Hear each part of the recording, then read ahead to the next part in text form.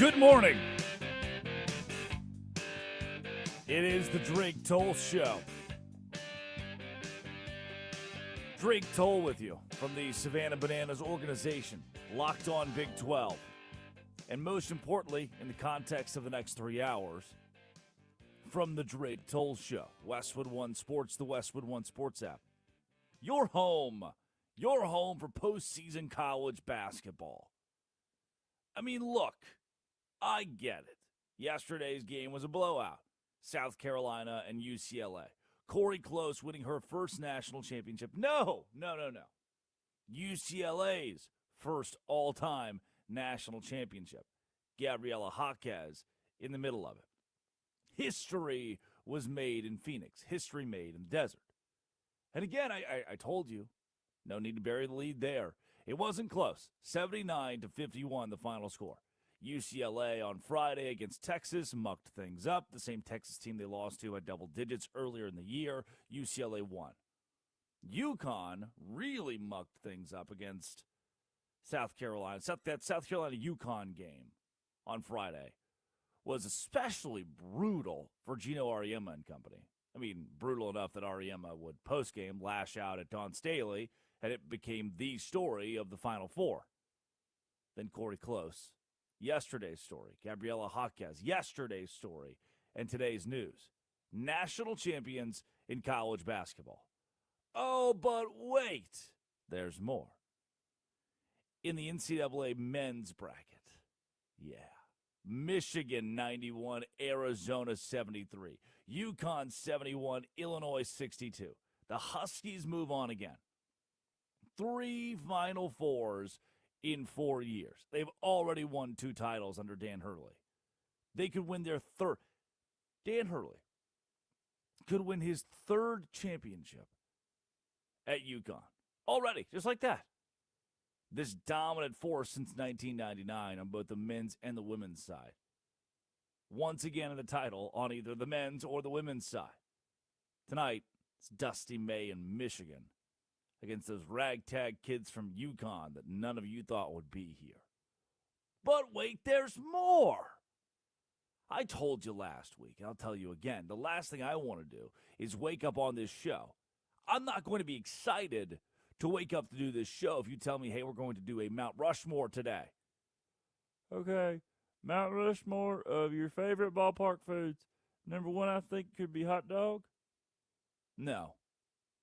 That's not what today is for. Today is for the national championship. Today is for recapping yesterday's national championship. Today is for telling you that the Los Angeles Lakers are a shell of their former selves. Austin Reeves, out. Luka Doncic, so out that he's in Europe right now getting treatment, hoping to be back for the postseason. The Lakers, one of the hottest 3 teams in the NBA right now. Well, they were. And then 2 injuries that derailed what looked like a season where LeBron could contend in the playoffs. And now it's a massive question mark around what Los Angeles will look like and how well they will fare in the West. Sitting at 50 wins and 28 losses, but a loss last night to the 25-53 Dallas Mavericks. The same Dallas Mavericks who are 10 games below 500 at home. And the Mavs won it 134-128 over the Lake Show. Uh-oh. Oh, the Pacers lost again. Congratulations to Pacers fans. The MLB. Angels winning it in extra innings 8-7 to drop the Mariners to 4-6 on the season. The Pirates, who you counted out, who you did not like, just knocked off the Orioles, beat the mess out of them 8-2 in Pittsburgh. 8-2. Orioles are 3-6 now. How about the Miami Marlins? 6-3 after a win against the Yankees. Today, I want you to know how glorious it is that today I can sit in a chair, a microphone in front of me, Addie Bates producing, Curtis Poindexter running the board, and bring you the Drake Toll Show.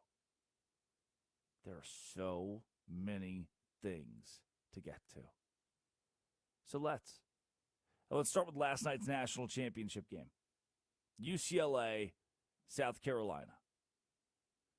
It was a surprise to me that South Carolina was in this game. I thought wholeheartedly Gino Auriemma and UConn were going to do the thing that they've been doing. They won the national championship last year, have not lost a game since last season. I foresaw them going 40-0, unscathed, national title again. Wrong. South Carolina was just that. They were that tactical in their win against UConn.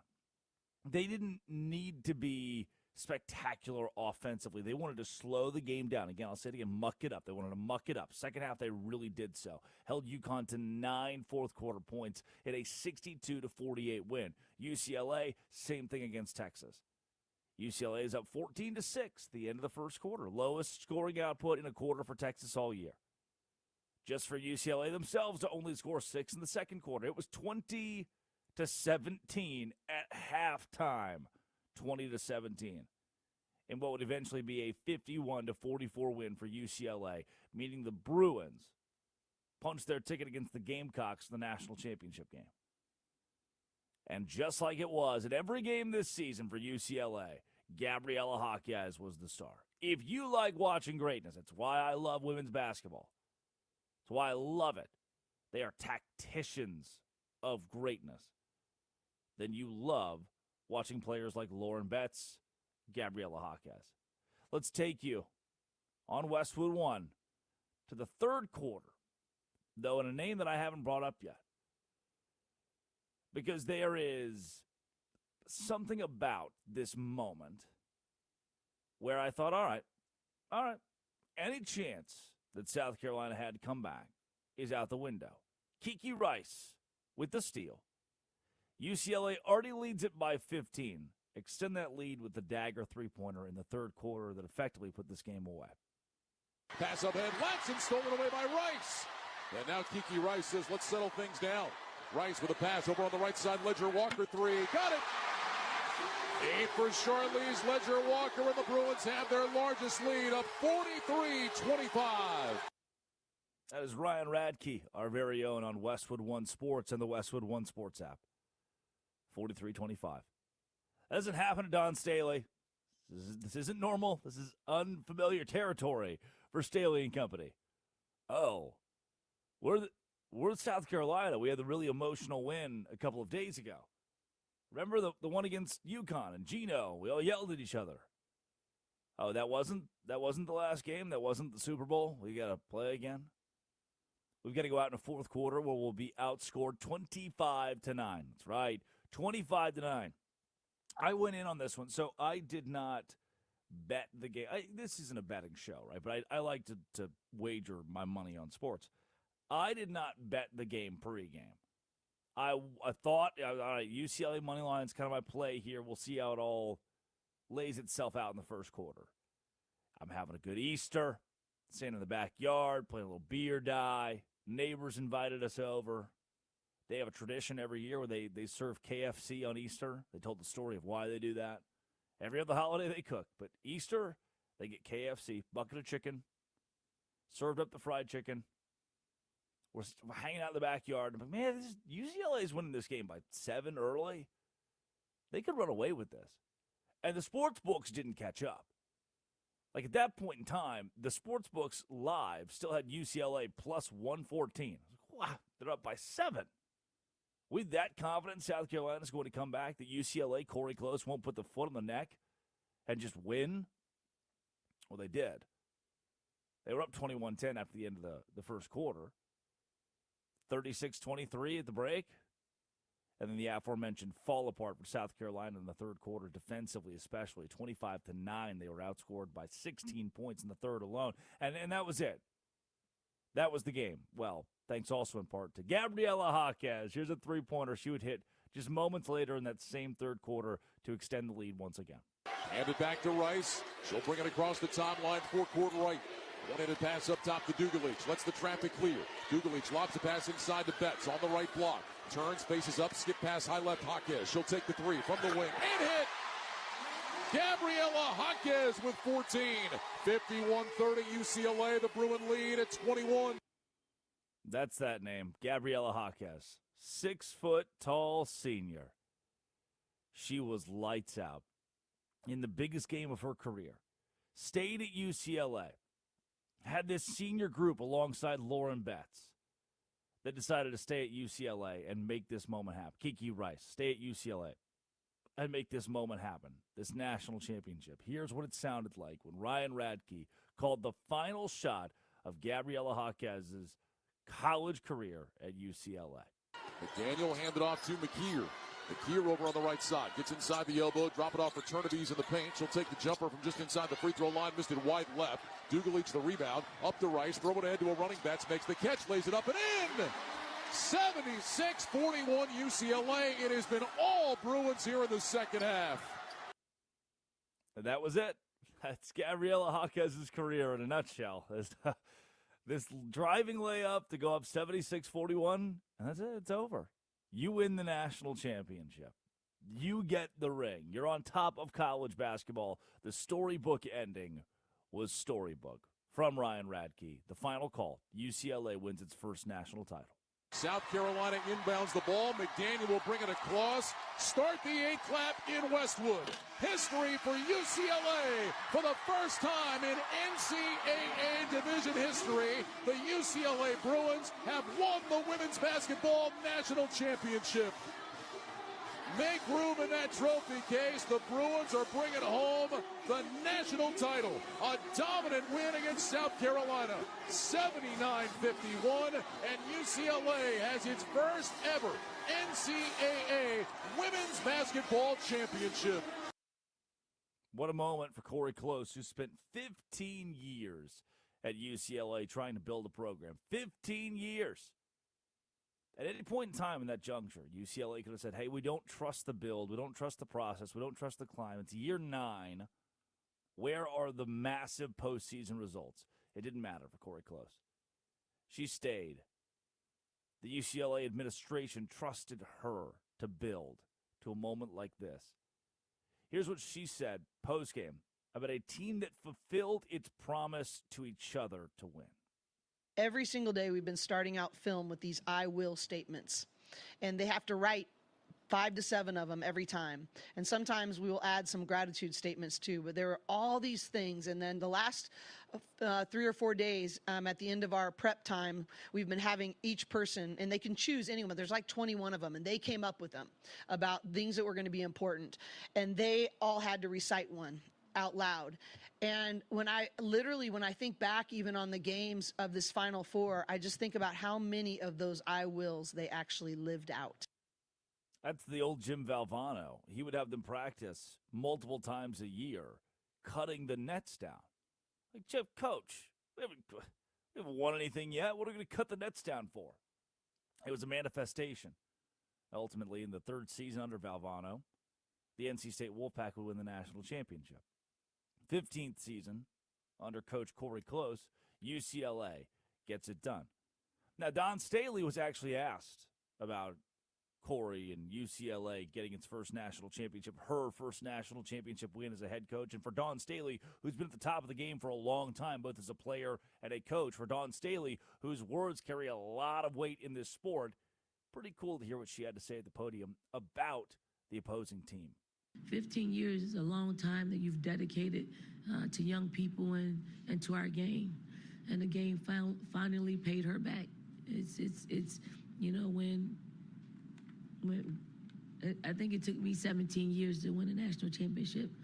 And the times that we got close in 15, you know, someone would send me a text message and it was, what's delayed is not denied. What's delayed is not denied. It was delayed for Close in her 15th season at UCLA, but it's over. And she won it at the same university that's known for basketball success. Their last men's championship was 1995.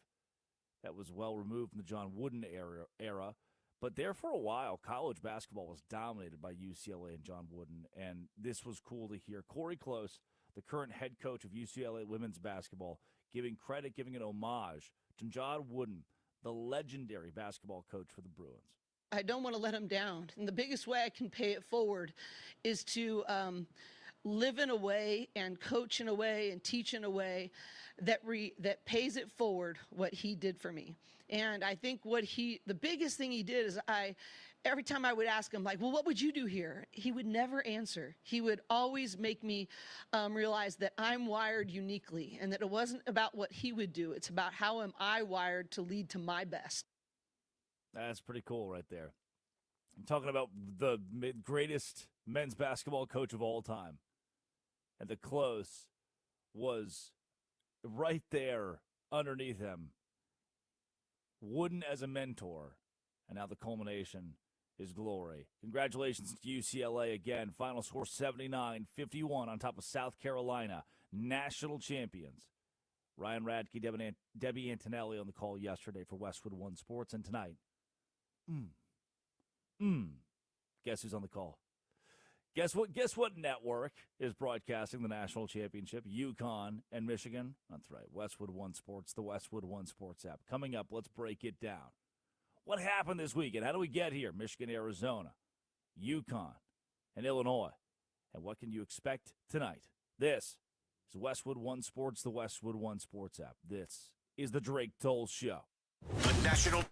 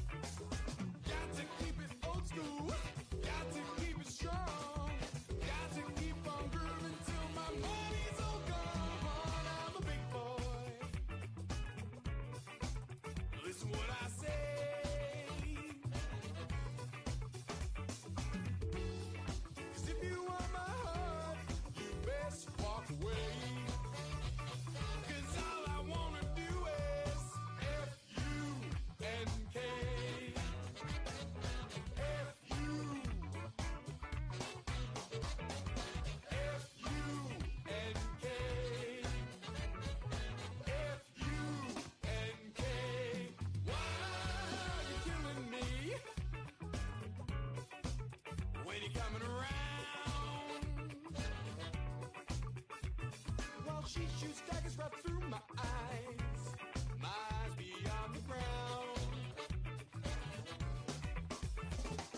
Got to keep it old school, got to keep it strong, got to keep on grooving till my money's all gone. I'm a big man, listen what I say. 'Cause if you want my mind, you best walk away.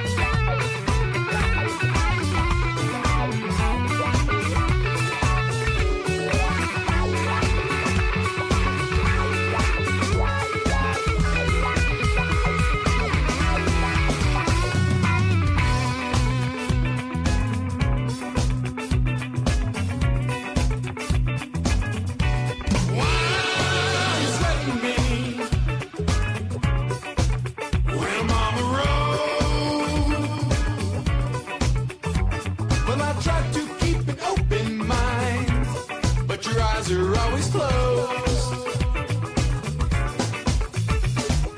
Got to keep it old school, got to keep it strong, got to keep on grooving till my money's all gone. I'm the big cheese.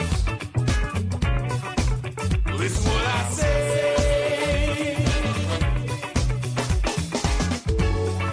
If you are my soul, you best walk away. 'Cause all I wanna do is F-U-N-K. F-U.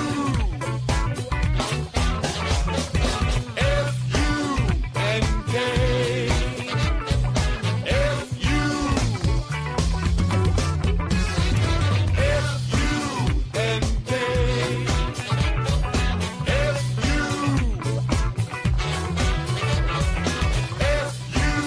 F-U-N-K.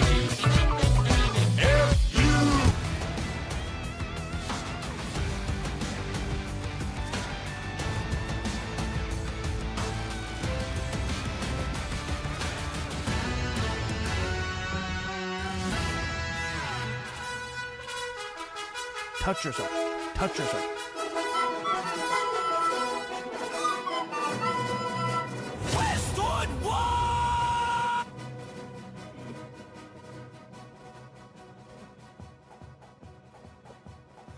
It is the Drake Toll Show.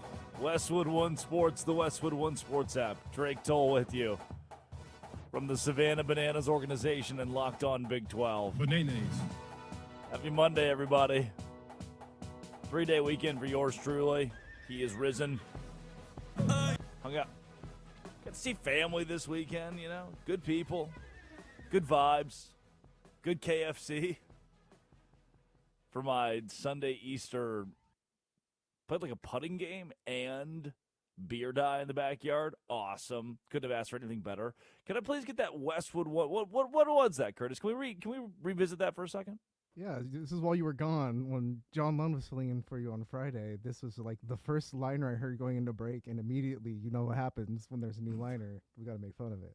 Yeah. Hit me with it. Sounds like he's falling down a hill, by the way.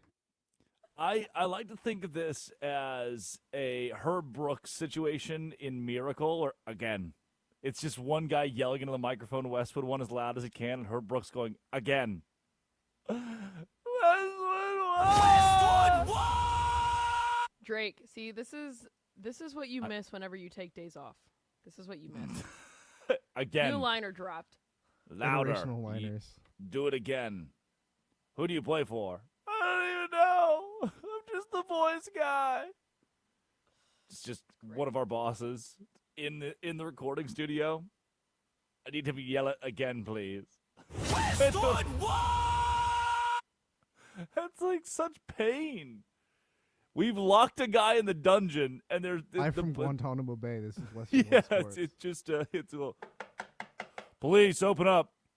Who's in there? Where are you? That's him trying to yell. Crying. Who kidnapped you? And just dropped that. What this means not is sure. we'll never hear it again. We'll never hear it again. Correct. This I'm- will but- now be objective, pulled. yes. We'll hear something very similar. If I will, fret not. Those kind of rejoins are not going away anytime soon. It seems to be a trend. But wow, what a way to tell you our brand every morning from 6 a.m. to 9 a.m. Nick Costos will follow it up with You Better You Bet here in a couple hours. But in the meantime, I've got a couple hours to tell you, UNK, Addie Bates, who produces, Curtis Poindexter, who runs the board, to tell you that tonight's national championship on Westwood One is actually kind of anticlimactic. What? What do you mean anticlimactic? Well, you, general sports viewer fan, probably aren't that excited to watch UConn again, right? Has the luster worn off? The last 25, 26 years, since 1999, UConn continues to go to national championships. They continue to win, more specifically. They continue to win national championships. You got to reckon with yourself. You got to dig somewhere down deep and try to understand whether or not you like this whole UConn thing or if it's repetitive. Look, I say it again, love greatness, love things that are elite. But UConn being back, that's crazy. I want you to consider this. You've played basketball, pick up basketball at the gym down the street. You are someone who enjoys hanging out with your 5 best friends and doing a little round ball rock at the Don Owens. That's where I'd go. Conway, Arkansas. We played Don Owens. And I could take my 5 guys. We knew how to play together. We could play together. So we'd go to the rec, and we'd win, 3 or 4 games in a row. And then you'd lose one to a bunch of dudes, a bunch of jabrones you should certainly beat. And then every now and then, the gym rats would walk in, and they'd play us, and we'd lose to them. We'd get waxed. You'd go by 1s and 2s. We'd lose 12-3. But there's some variance in basketball. The better team didn't always win. And we could have played for 40 minutes. The better team wouldn't always win. That's how March Madness is. There is so much variance in basketball that it's obviously impossible to build the perfect bracket and to tell who's going to win what and how it's all going to play out. But UConn has broken the mold of that variance. If we've just decided that no matter what, you played 10 games at the local rec, you're probably going to lose a couple of those because the scrawny weird kid got hot from deep and just kept making 3-pointers. That's bound to happen in March, right? The luck factor, the oddity meter. Like, oh, well, yeah, UConn's better than Illinois, but Illinois, for this 1 8-minute period, got so hot from 3, they won the game. That's bound to happen. Your opponent surprising you and winning, unless your name is UConn. How do you do this? 3 times in 4 years. How do you go to the national championship? 3 times in 4 years. How is Dan Hurley undefeated in the Final Four? Who did he sell his soul to? I don't understand. Basketball doesn't work this way. You're supposed to lose. You're supposed to slip up somewhere in there. It does not work that you're just great in the postseason that is built for you to lose. This postseason, it's a loser's tournament. 68 teams walk through that door, soon to be 74, 78, however many they're expanding it to. Stupid, stupid, stupid. And one team walks out. How does it keep being UConn? Well, there is one common factor for UConn in this whole conversation. That of their 3 Final Fours, they've been able to lean on Alex Caravan.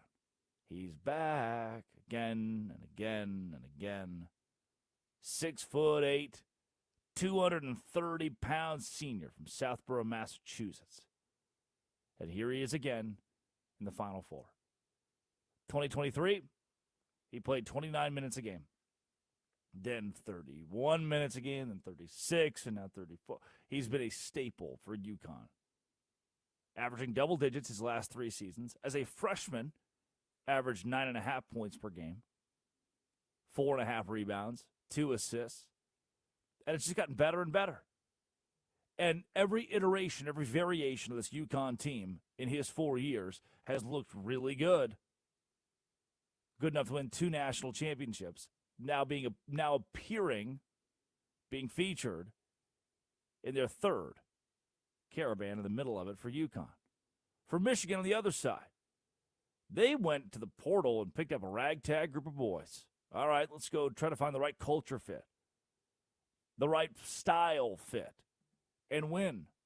Well, Coach, can we do it with Yaxel Lindenborg, the kid from UAB? Can we do it with Merez Johnson Jr., cat out of Riverdale, Illinois? Yeah. Let's go prove to college basketball that even though we won't get the same attention of a Duke, of an Arizona this year, that we are the big dogs. We are the juggernaut of 2026. Michigan has done that. And honestly, you probably haven't heard that much this entire season about Michigan. As good as they've been, as elite as they've been, Dusty May, in the best way possible, is a forgettable character. He's not crazy. Like Dan Hurley, you hear that name, and it coincides with crazy. You see his sideline antics. His coat's halfway thrown off. He's headbutting referees. And his brand has become this mean, fierce sideline warrior. Not Dusty May. Not this Michigan team. They've beaten you into submission so bad all season that you just forget about it. At some point, they're so dominant, you don't really think about them. Michigan beat St. Louis. We'll start here. They beat Howard 101-80 in the round of 64. Only to beat St. Louis, a better team than Howard, by even more points in the round of 32, 95-72. Punched their ticket to the Elite Eight by beating Alabama 90-77. What do these have in common? Blowouts. 95-62 over Tennessee. 91-73 over Arizona. They have scored, Michigan, 90 or more points in every game in March Madness. Oh, and by the way, the worst output their defense has allowed was 80 against Howard in the first round. They allowed 62 against Tennessee, 73 against Arizona in these blowout 20, 30-point wins. If you go back to what happened in the Final Four on Saturday, what you will see is a good UConn game. The Huskies controlled it. Watching this game, it was, I kept waiting. I continued to believe in Brad Underwood and Illinois that ultimately they would find a way to crawl back into the game. Couldn't do it. Down by 7. Oh, now down by 4. Oh, now down by 3. Oh, back down by 7. This game ebbed and flowed that way. 71-62 was the final. UConn led at halftime by 8. Won the second half by a single point, 34-33, outscoring Illinois in that back 20 minutes, winning by 9 overall. That was a game, man. I was glued to it, thinking Brad Underwood would come back. Wrong. Should have thought that. That's on me. Hand up. Then the Michigan-Arizona game came on. And I didn't have to wait around for Arizona to rally in this game. I didn't have to watch this game very closely after the first 12 minutes. It was Michigan's basketball game. And it was a brutal watch as someone who covers and follows the Big 12, as somebody who thought that Arizona was going to win the national championship. Michigan jumped out to a 10-1 lead, which I've watched a lot of college basketball. I watched when Kentucky played Iowa State 2 weeks ago, and Kentucky got out to 16-5 lead, 18-6 lead, whatever it was pretty aggressive. And I thought, all right, Iowa State came back and won that game by 20. Don't freak out just because it's 16-8 Michigan early, or 22-10 Michigan early, or 24 to. And then next thing you know, for me, is Michigan, they're just going to run away with it? Even when Arizona got hot, pulled within 5, Michigan pretty immediately jumped right back out to a 12-point lead. Arizona got it close, 28-23, just for, 35-23. Oh, great. Thought we had it there, guys. And by halftime, it was 48-32. Michigan was unstoppable. And this was not a, go bet on Arizona live kind of game. No, Michigan pummeled the Wildcats. Setting up tonight's national championship. The ball is tipped where you are. Lucas Oil Stadium, Indianapolis, Indiana. And Michigan is a 7.5-point favorite. Per ESPN's FPI, they have a 70% chance of victory over UConn tonight. A Michigan team that scores 88 points per game compared to UConn's 77. Michigan allows 70. UConn allows 65. UConn plays a little bit slower. They want to muddy this game. They want to throw Michigan off its game. UConn wants to score 72 points in this contest, ensuring Michigan scores 68. The problem is Michigan has only scored 90 or more points in every game this March Madness. And even though their coach is an eccentric, the names might not be sexy enough for you to have heard about Michigan all year long. They're blowing people out by so much that at this point, it doesn't even feel tactical. It's just, of course, Michigan. They've been doing this all year. And now that same Wolverines team as a 7.5-point favorite. Might surprise you. That's pretty damn up the alley for what they put together this season as one of the best teams in college basketball, and one of the best teams we haven't talked about it enough. One of the best teams we've seen in this sport in the last couple of decades, the Michigan Wolverines. 8:50 Eastern time. Throw up in my mouth. That's so late. 8:50 Eastern time on your television. Live from Indianapolis, Indiana, Michigan, and UConn. The national championships. Two teams that have picked up a win here in the Final Four that go for glory tonight. And on Westwood One Sports and the Westwood One Sports app. Coming up, biggest losers of the day. Presented by Robinhood. You expect more from yourself. Expect more from your money. Learn more and get started today with Robinhood at Robinhood.com/yourmoney. This is the Drake Toll Show. The Raiders have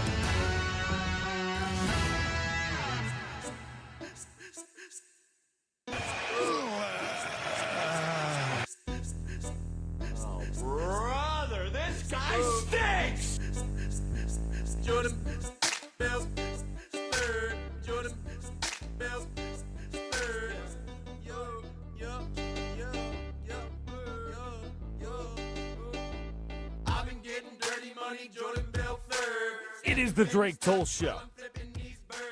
Westwood One Sports, the Westwood One Sports app. Tiger was on the phone with who? Huh. That story really expanded. Sorry, officer. I'm on the phone with the president. Yes, Mr. President.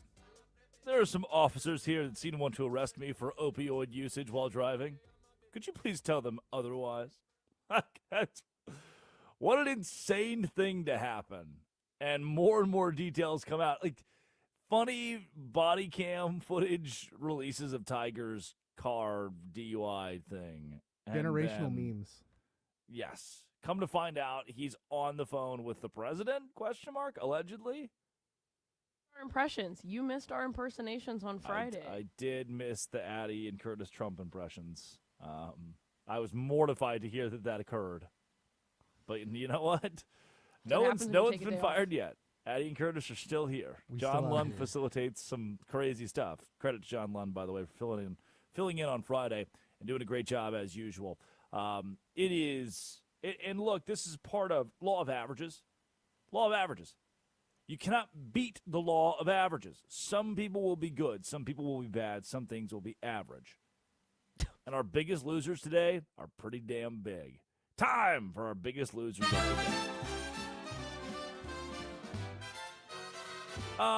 Courtesy of Bally. Yeah, is that what they're still calling it Bally, I believe. Angels TV. Angels Plus. Time to have a conversation about what is a home run robbery and what is a home run. Here are all three home run robberies we got on Saturday from the same player in the Angels game against the Mariners. There are no balls and one strike. And here's a drive out to right from Raleigh. Adele's back near the wall. He leaps, and he caught it! Joe Adele! There's a drive to right. Adele is back. He's at the wall. He leaps up. He got another one! Joe Adele! What a night! Lead. Here's Crawford with a fly ball to right toward the corner. It's Joe Adele again near the foul pole. Leaping up! Did he catch it again? He fell into the crowd, so it's a home run.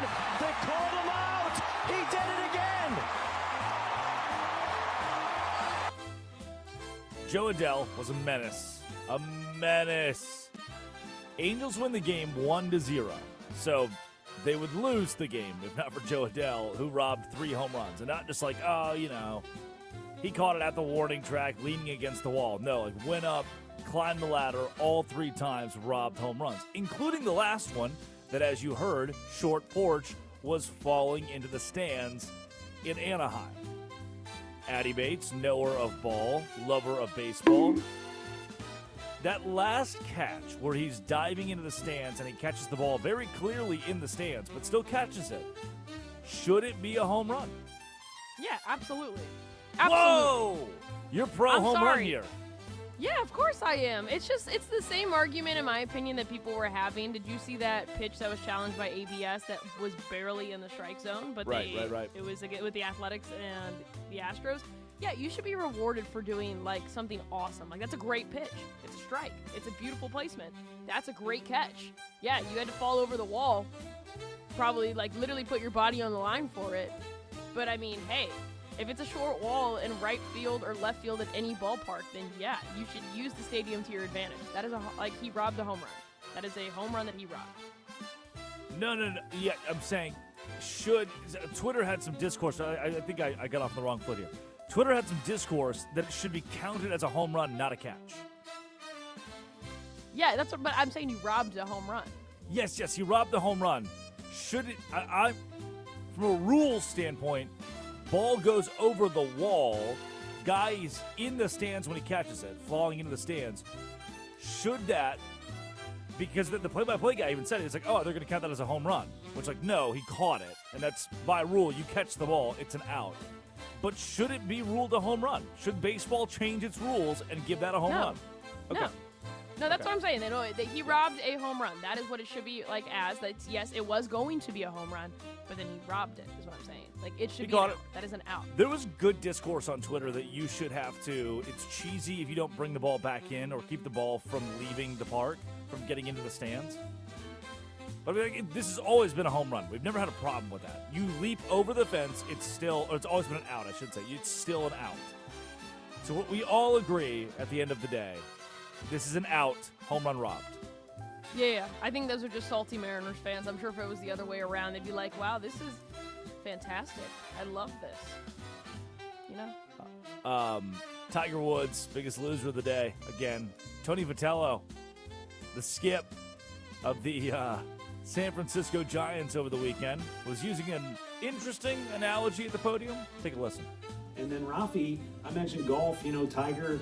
Oh, I guess bad time. I don't want. All right, let's just say this. Rafi's pretty good about getting, like other athletes in the past when things were going good, Rafi's pretty good about getting fired up at himself and then calming things down pretty quick.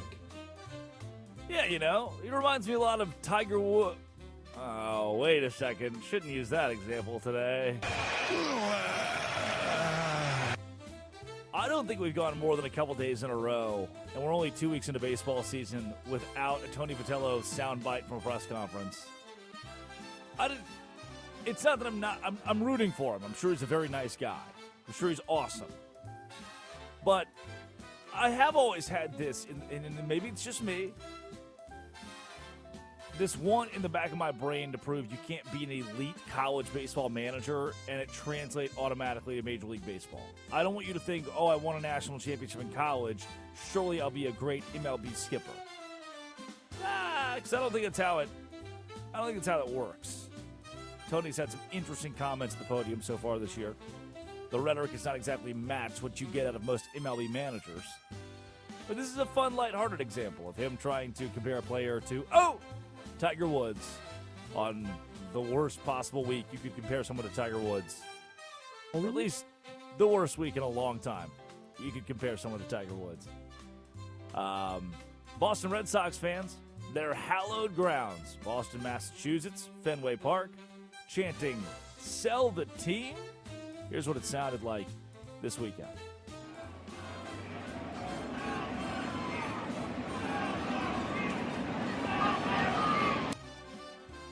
Yeah, Red Sox are 2-7 now.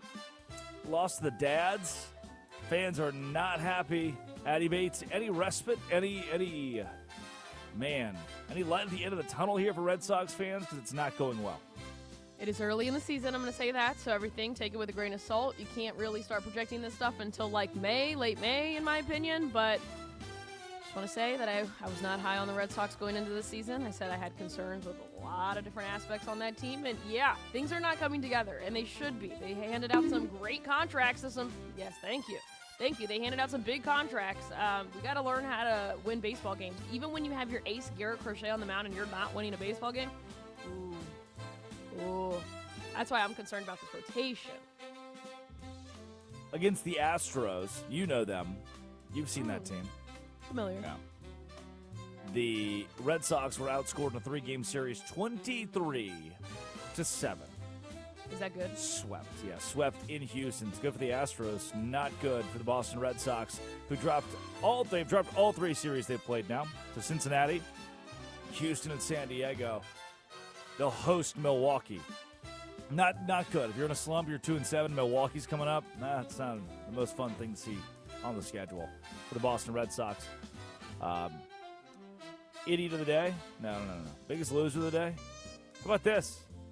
Duke star Cameron Boozer answering a question from our own Josh Graham, Westwood One Sports.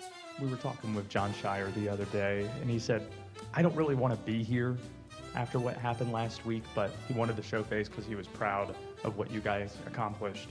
Just how difficult is it for you to be here? What's going through your mind as you collect that hardware? I can't say all the feelings I'm feeling right now to be here, but it's definitely unpleasant, especially knowing that we should be here. We could definitely be playing the game tomorrow, competing for a national championship, which was, one of our team's biggest goals going into the year. So it's a lot of emotions going into it. Yeah, it's definitely tough being here for sure. I love a good brand deal, or for whatever reason the Boozer twins are in why they brought the Boozer brothers to the Final Four this year. I guess coaches usually go, but He was man. picking up an award. He won an award. Did they make them go to the Final Four for that? Yes, he was picking up his award there. That's like total salt in the wound. Just mail it to me. Oh, you didn't make the Final Four. Well, now you have to go to the Final Four to pick up this award. I went to the Final Four, and all I got was this lousy T-shirt. That's a classic situation of salt They in get the a wound. lousy Timex watch, apparently. Is that what? Did he get a Timex watch? Every Final Four appearance team gets a Timex watch. Timex? Are we still doing Timex? What's the status on them? Apparently NCAA is. That's still cool.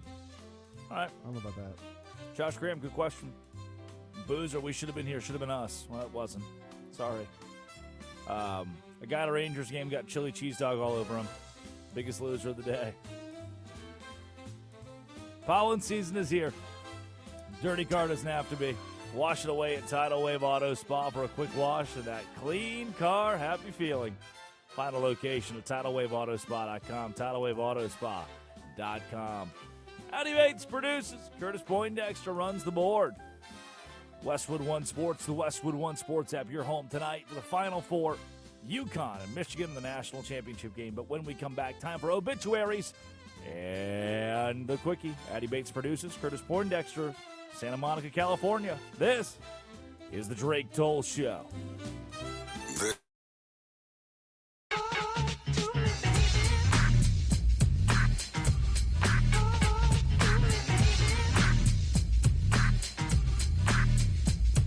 Stop what you're doing, cause I'm about to ruin the image and the style that you're used to. I look funny, but yo, I'm making money, see? So yo, world, I hope you're ready for me. Now gather round. I'm the new fool in town, and my sound's laid down by the underground.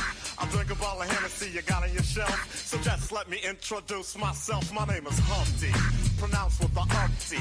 Yo, ladies, oh, how I like to funk thee. And all the rappers in the top 10, please allow me to bump thee. I'm stepping tall, y'all, and just like Humpty Dumpty, you're gonna fall when the stereos pump me. I like to rhyme, I like my beats funky, I'm spunky. I like my oatmeal lumpy, I'm sick with this. Straight gangster Mac. But sometimes I get ridiculous. I'll eat up all your crackers and your licorice. Oh, yo, fat girl, come here. Are you ticklish? Yeah, I called you fat. Look at me, I'm skinny. It never stopped me from getting busy. I'm a freak. I like the girls with the boom. I once got busy in a Burger King bathroom. I'm crazy. Allow me to amaze thee. They say I'm ugly, but it just don't faze me. I'm still getting in the girls' pants, and I even got my own dance. The Humpty Dance is your chance to do the hump. Come on. Do the Humpty Hump. Come on, I do the Humpty Hump. Check me out, y'all. I do the Humpty Hump. Just watch me do the Humpty Hump. Yeah. Do you know what I'm doing? Doing the Humpty Hump. Come on. I do the Humpty Hump. I do the Humpty Hump. People say, yo, Humpty, you're really funny looking. That's alright, cause I get things cooking. You stare, you glare, you constantly try to compare me, but you can't get near me. I'm giving more C, and on the floor B, all the girls, they adore me. Oh yes, ladies, I'm really being sincere, cause in the 69, my Humpty nose will tickle your rear. My nose is big. I'm not ashamed, big like a pickle. I'm still getting paid. I get laid by the ladies, you know I'm in charge. Both how I'm living and my nose is large. I get stupid. I shoot an arrow like Cupid. I use a word that don't mean nothing, like Luke did. I sang on Do What You Like, and if you missed it, I'm the one who said just grab them in the biscuits. Also told you that I like to bite. Well, yeah, I guess it's obvious I also like to write. All you had to do was give Humpty a chance, and now I'm gonna do my dance. The Humpty Dance is your chance to do the hump. Come on. Yeah, sexy lady. Do the Humpty Come on, I'll do the Humpty Hump. Sexy baby. Everybody, come on and do the Humpty Hump. Oh, do you know what we're doing? We're doing the Humpty Hump, y'all. I'll do the Humpty Hump. Watch me do the Humpty Hump. Yeah, that's the break, y'all. Let me that bass groove right here.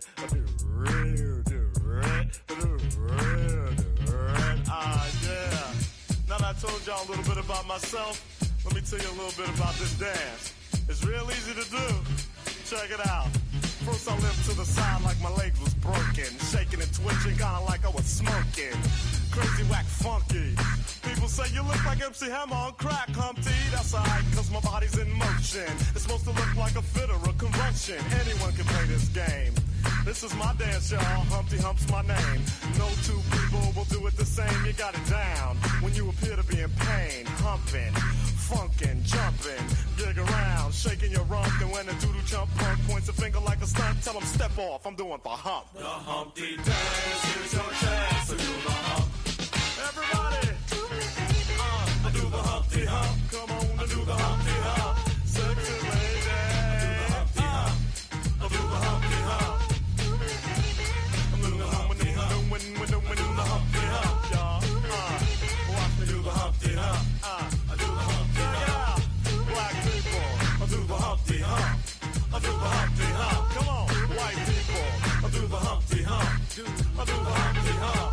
Puerto Ricans, I do the Humpty Hump. Just keep on doing the hump. Samoans, do the Humpty Hump. Do the Humpty Hump.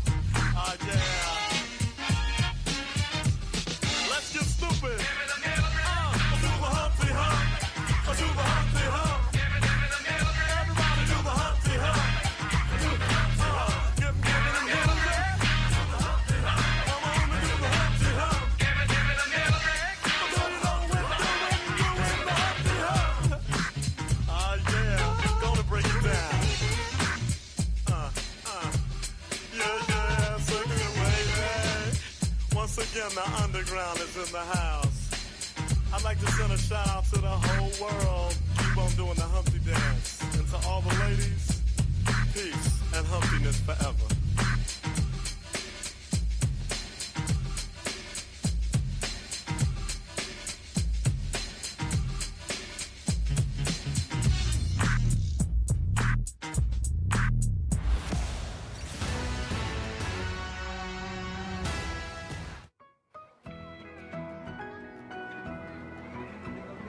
There will come a payday, hallelujah, what a payday. There will come a payday someday, someday. There will come a payday, hallelujah, what a payday.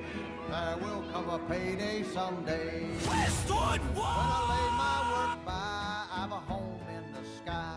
For there will come a payday someday, where no interest comes due or notes to renew. Oh, there will come a payday someday. Here I work every day for such bigger pay, but there will come a payday someday. And the title's not clear to the home I own here, but there will come a payday someday. It is the Drake Toll Show. Uncle Baby Billy. Bible bumpers, y'all. The Righteous Gemstones. There'll come a payday.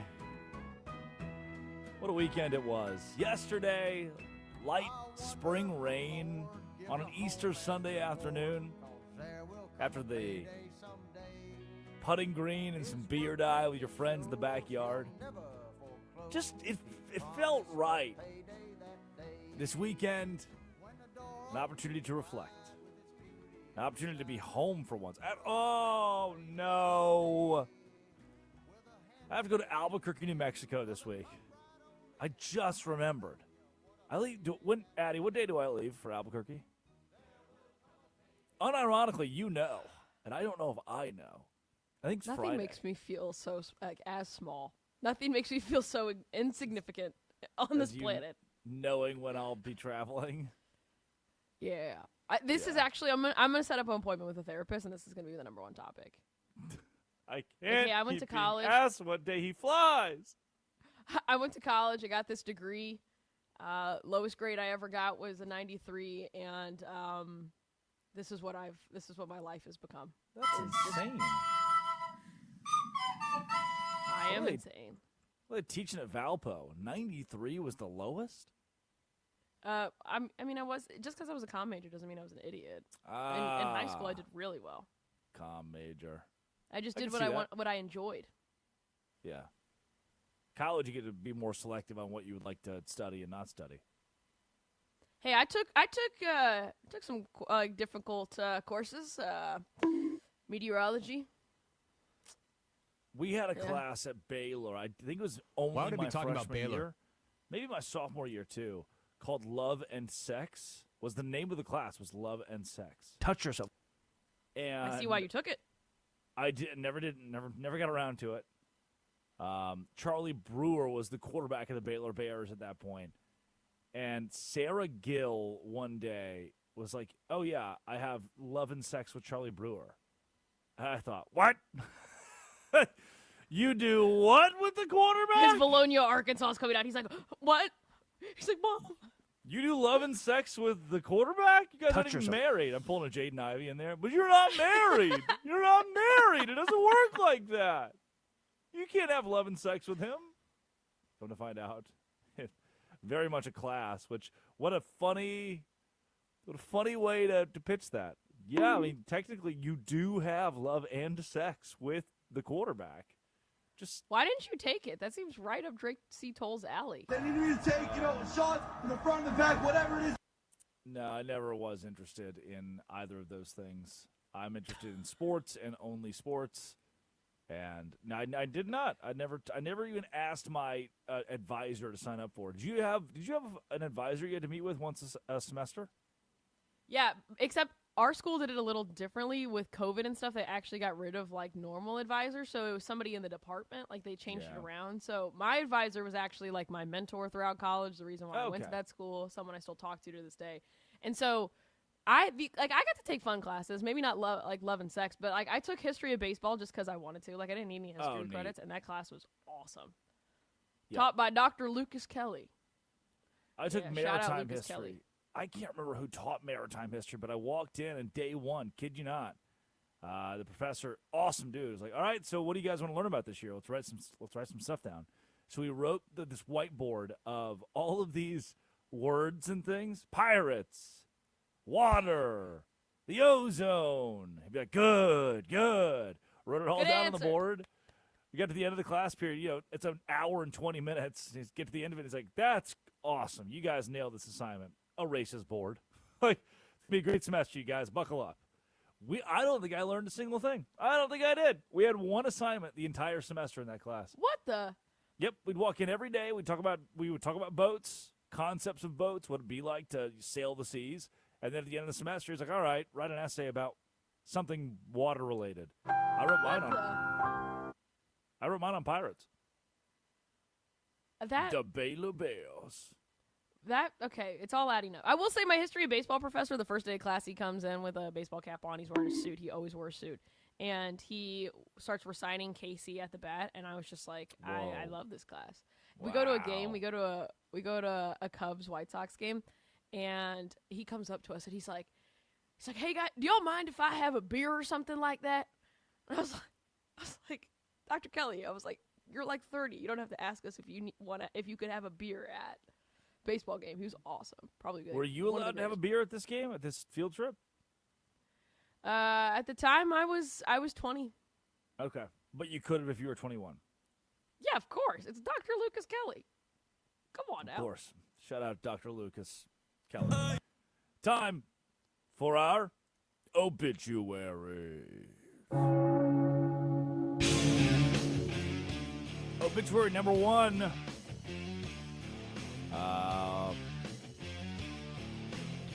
Koa Pete's focus on basketball?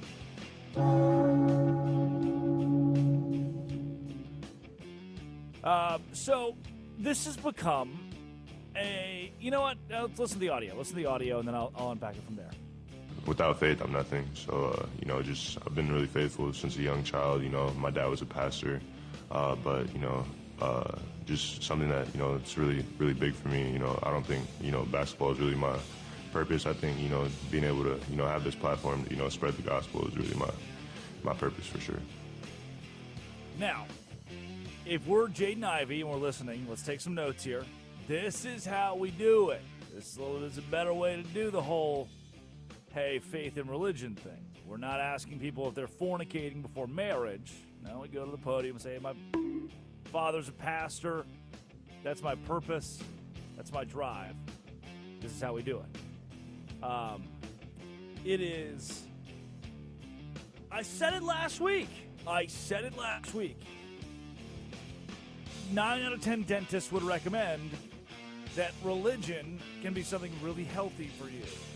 Buying into something, buying into more than basketball can be healthy for you. Jaden Ivey, let's take notes on Koa Pete and his response to the podium during the Final Four, although Arizona did get. It's the P. I'll never reckon with the God wants us to win. That crowd's the people that win and are like, you know what, this was God's will. You're like, I'm not sure if it works that way, that he was actively rooting against the other team or didn't want them to win too or doesn't love them. But Koa Pete, nicely done. Dead today, children in Boston who want free food. Curtis jumped the gun there. Wow. The children in Boston are happily alive. I say happily loosely, though. The Red Sox running a promo. Kids eat free when the Red Sox win. The 2-7 Boston Red Sox. So they're starving. That's not a lot of. It's not a lot of food. And finally, obituaries. Dead today, Iran? I will not do what so many outlets did and read it verbatim, though it would be a lot of fun. The president, Donald Trump, on Truth Social on Sunday says Tuesday will be Power Plant Day and Bridge Day, all wrapped up in one in Iran. There will be nothing like it. Open the effing straight, you crazy B words, or you'll be living in hell. Just watch. And not similar at all to Koa Pete's remarks.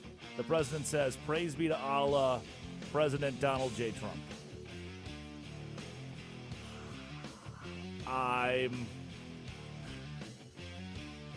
Tomorrow's Tuesday. Tomorrow's Tuesday. That was tweeted at Easter morning, early in the morning on Easter. We'll get to the silence 3 mics thing during Biggest Loser. Yes, idiot of the day. That's our obituaries. Time for the quickie. Top 5 headlines in all of sports. Addie Bates reads them. I respond.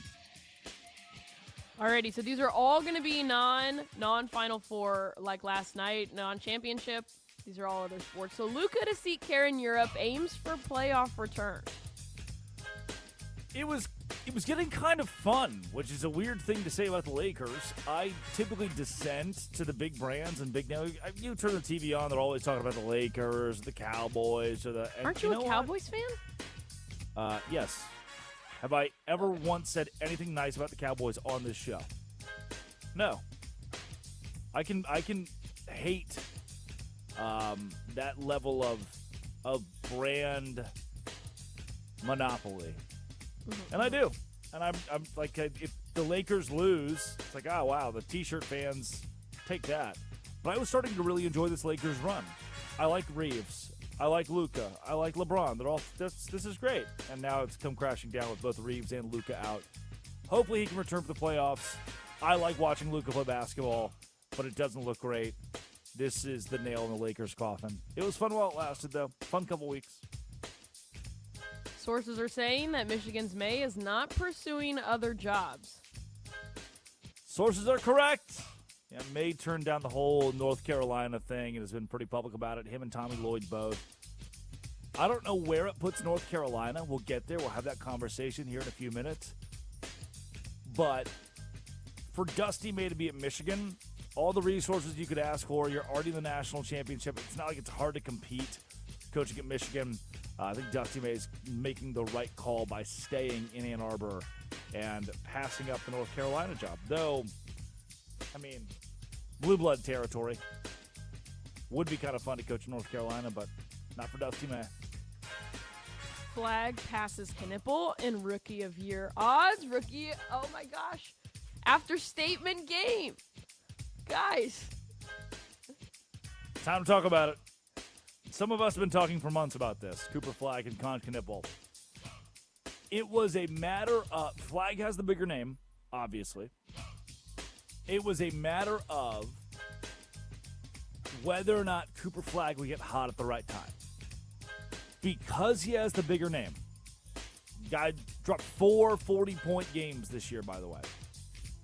And because he has the bigger name, playing this kind of basketball this late in the season, scoring 40 against the Lakers and LeBron James, Flagg is the the most valuable rookie. Rookie of the year in my book, again. I'll give it to him. I like Flagg in this race. Wow. All right, here's a big win for Auburn. Very big win, people are saying. Auburn beats Tulsa in overtime for the first NIT championship. The ball is tipped. There you are. They beat Tulsa? Wow. Tulsa. I mean, I saw how excited Auburn was to paste the sticker on the wall when they advanced in the tournament. Congratulations to the Tigers. I think that in a situation like this, took them overtime against Tulsa, by the way. In a situation like this, it is paramount to understand that winning is still number one. Like, what I'm saying in that is you can make fun of Auburn for winning the NIT, and there is a bit of this. It's kind of funny. But also, in that locker room, no matter what, they wanted to win. Their entire basis for playing the NIT was to win and win every game they play. And they did. They took care of that. So I won't disparage Auburn, who was ahead 48-31 at halftime against Tulsa, yet still it took them overtime to win the game.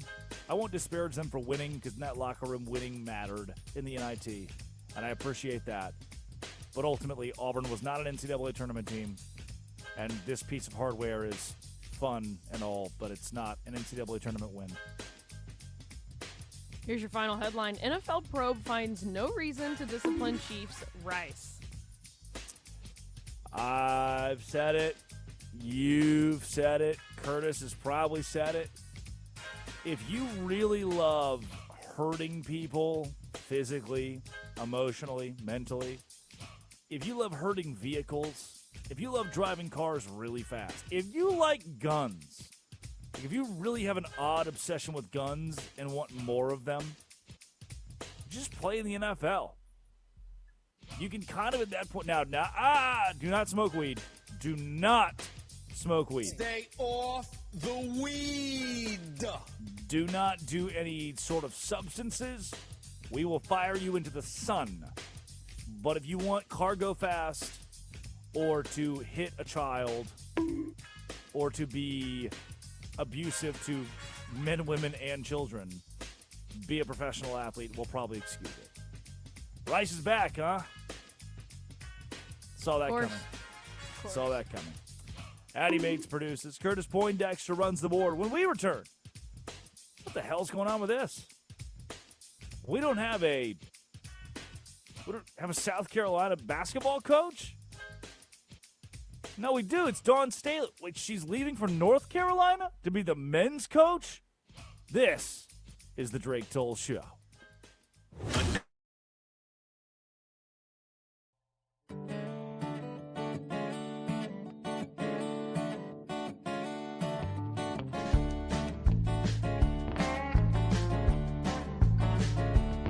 Oh, Lexington's a city, but it ain't so big it freaks me out. And if I need a breather, I can hit the parkway. Be home before the bars all close. Drink away the lies she told. Think about the days. She was a pure-eyed child, a rodeo queen, high school lover in a badass Jeep. Far from the eyes of a watchful town. Mama didn't need to know. Good corn liquor to shake this cold. Good heart loving on a gravel road, Juliet. Won't you crawl outside your window and dance in the arms of your redneck Romeo?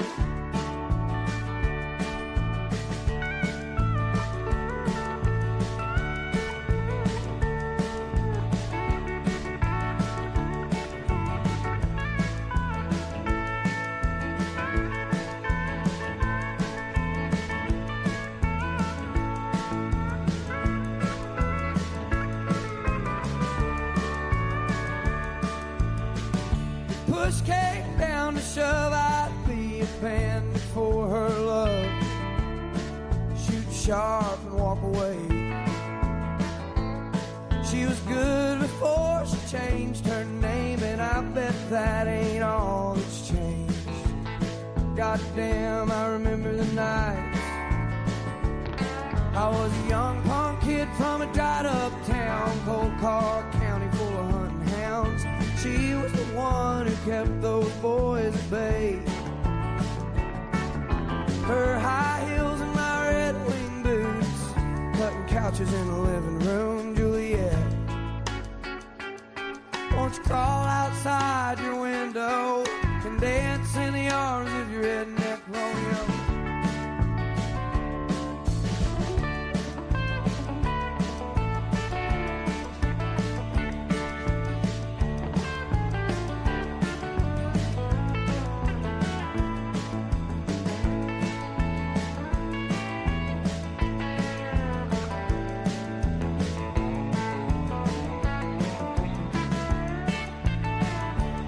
I can't win for all this losing, I can't see for all this boozing, but by God I can keep it together. Just to hold my baby close, get her moving down a county road, make up for lost time. She was a few right shy of a rodeo queen. She ran on sex and gasoline, far more money than a boy like me could hold. She went off to paint the town, and I'm stuck holding these mountains down. Juliet, won't you crawl outside your window and dance in the arms of your redneck Romeo? Won't you crawl outside your window and dance in the arms of your redneck Romeo?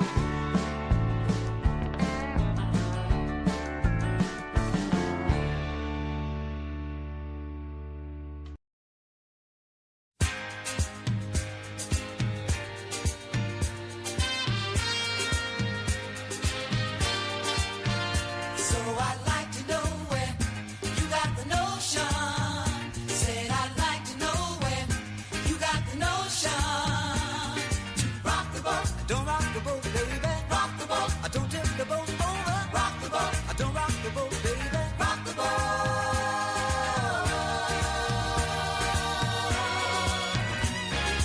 Ever since our voyage of love began, your touch has thrilled me like the rush of the wind, and your arms have held me safe from a rolling sea. There's always been a quiet place to harbor you and me. Our love is like a ship on the ocean. We've been sailing with a cargo full of love and devotion. So I'd like to know where you got the notion. Said I'd like to know where you got the notion. To rock the boat, Don't rock the boat, baby. rock the boat, Don't tip the boat over. rock the boat, Don't rock the boat, baby. rock the boat.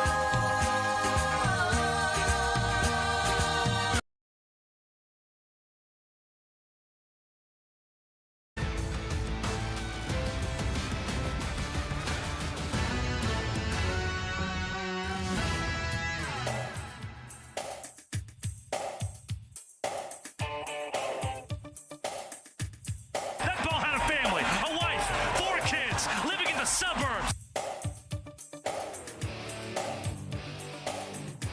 Westwood Wall!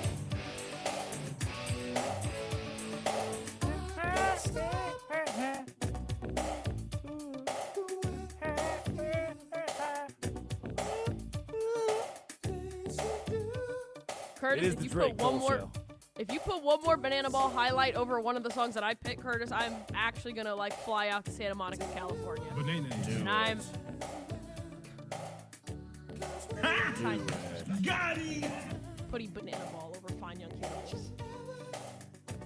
This song is in The Other Sister, 90s movie. A really good movie, actually.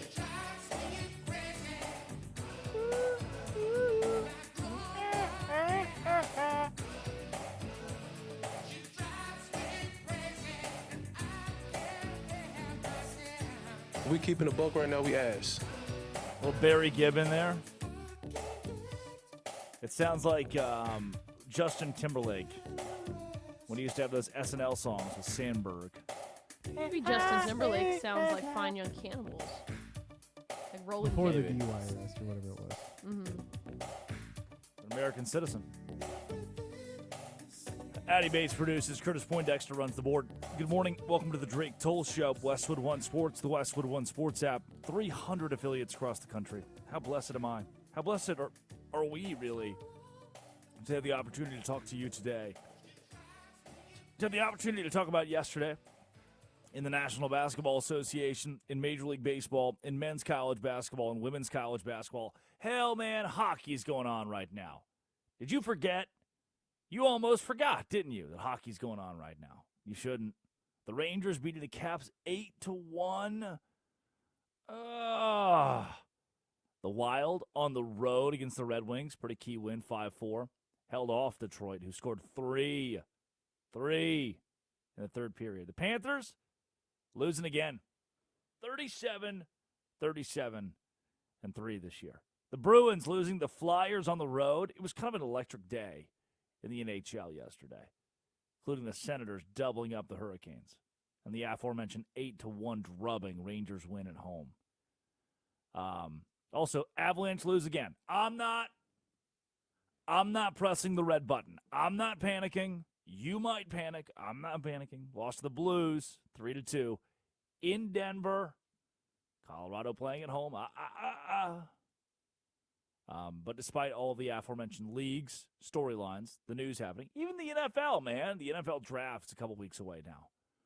Oh, I think Ty Simpson's better than Fernando Mendoza. Yeah, I think you're a clickbait merchant. You just want to yell and make up big storylines and headlines that are stupid and fake and fit a narrative so you get more clicks. No, I get it. I understand the game.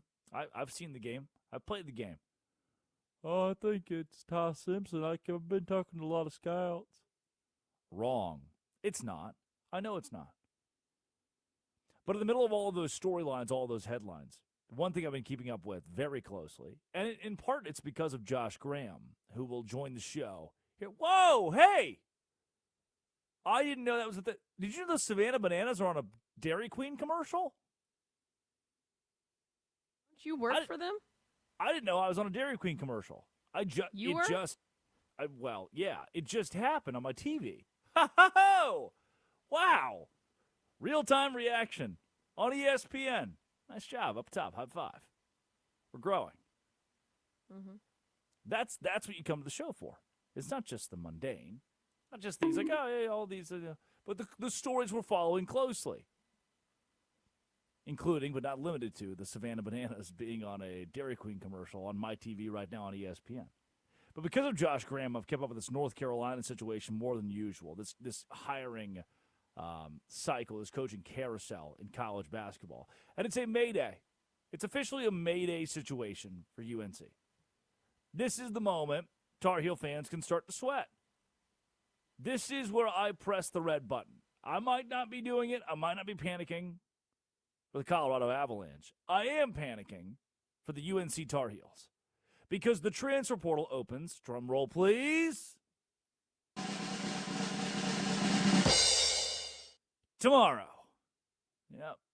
April 7th, NCAA transfer portal opens in college basketball, and North Carolina doesn't have a coach. So now what? The transfer portal is going to be open. There's no one to coach North Carolina. There's no one to go get transfer portal players.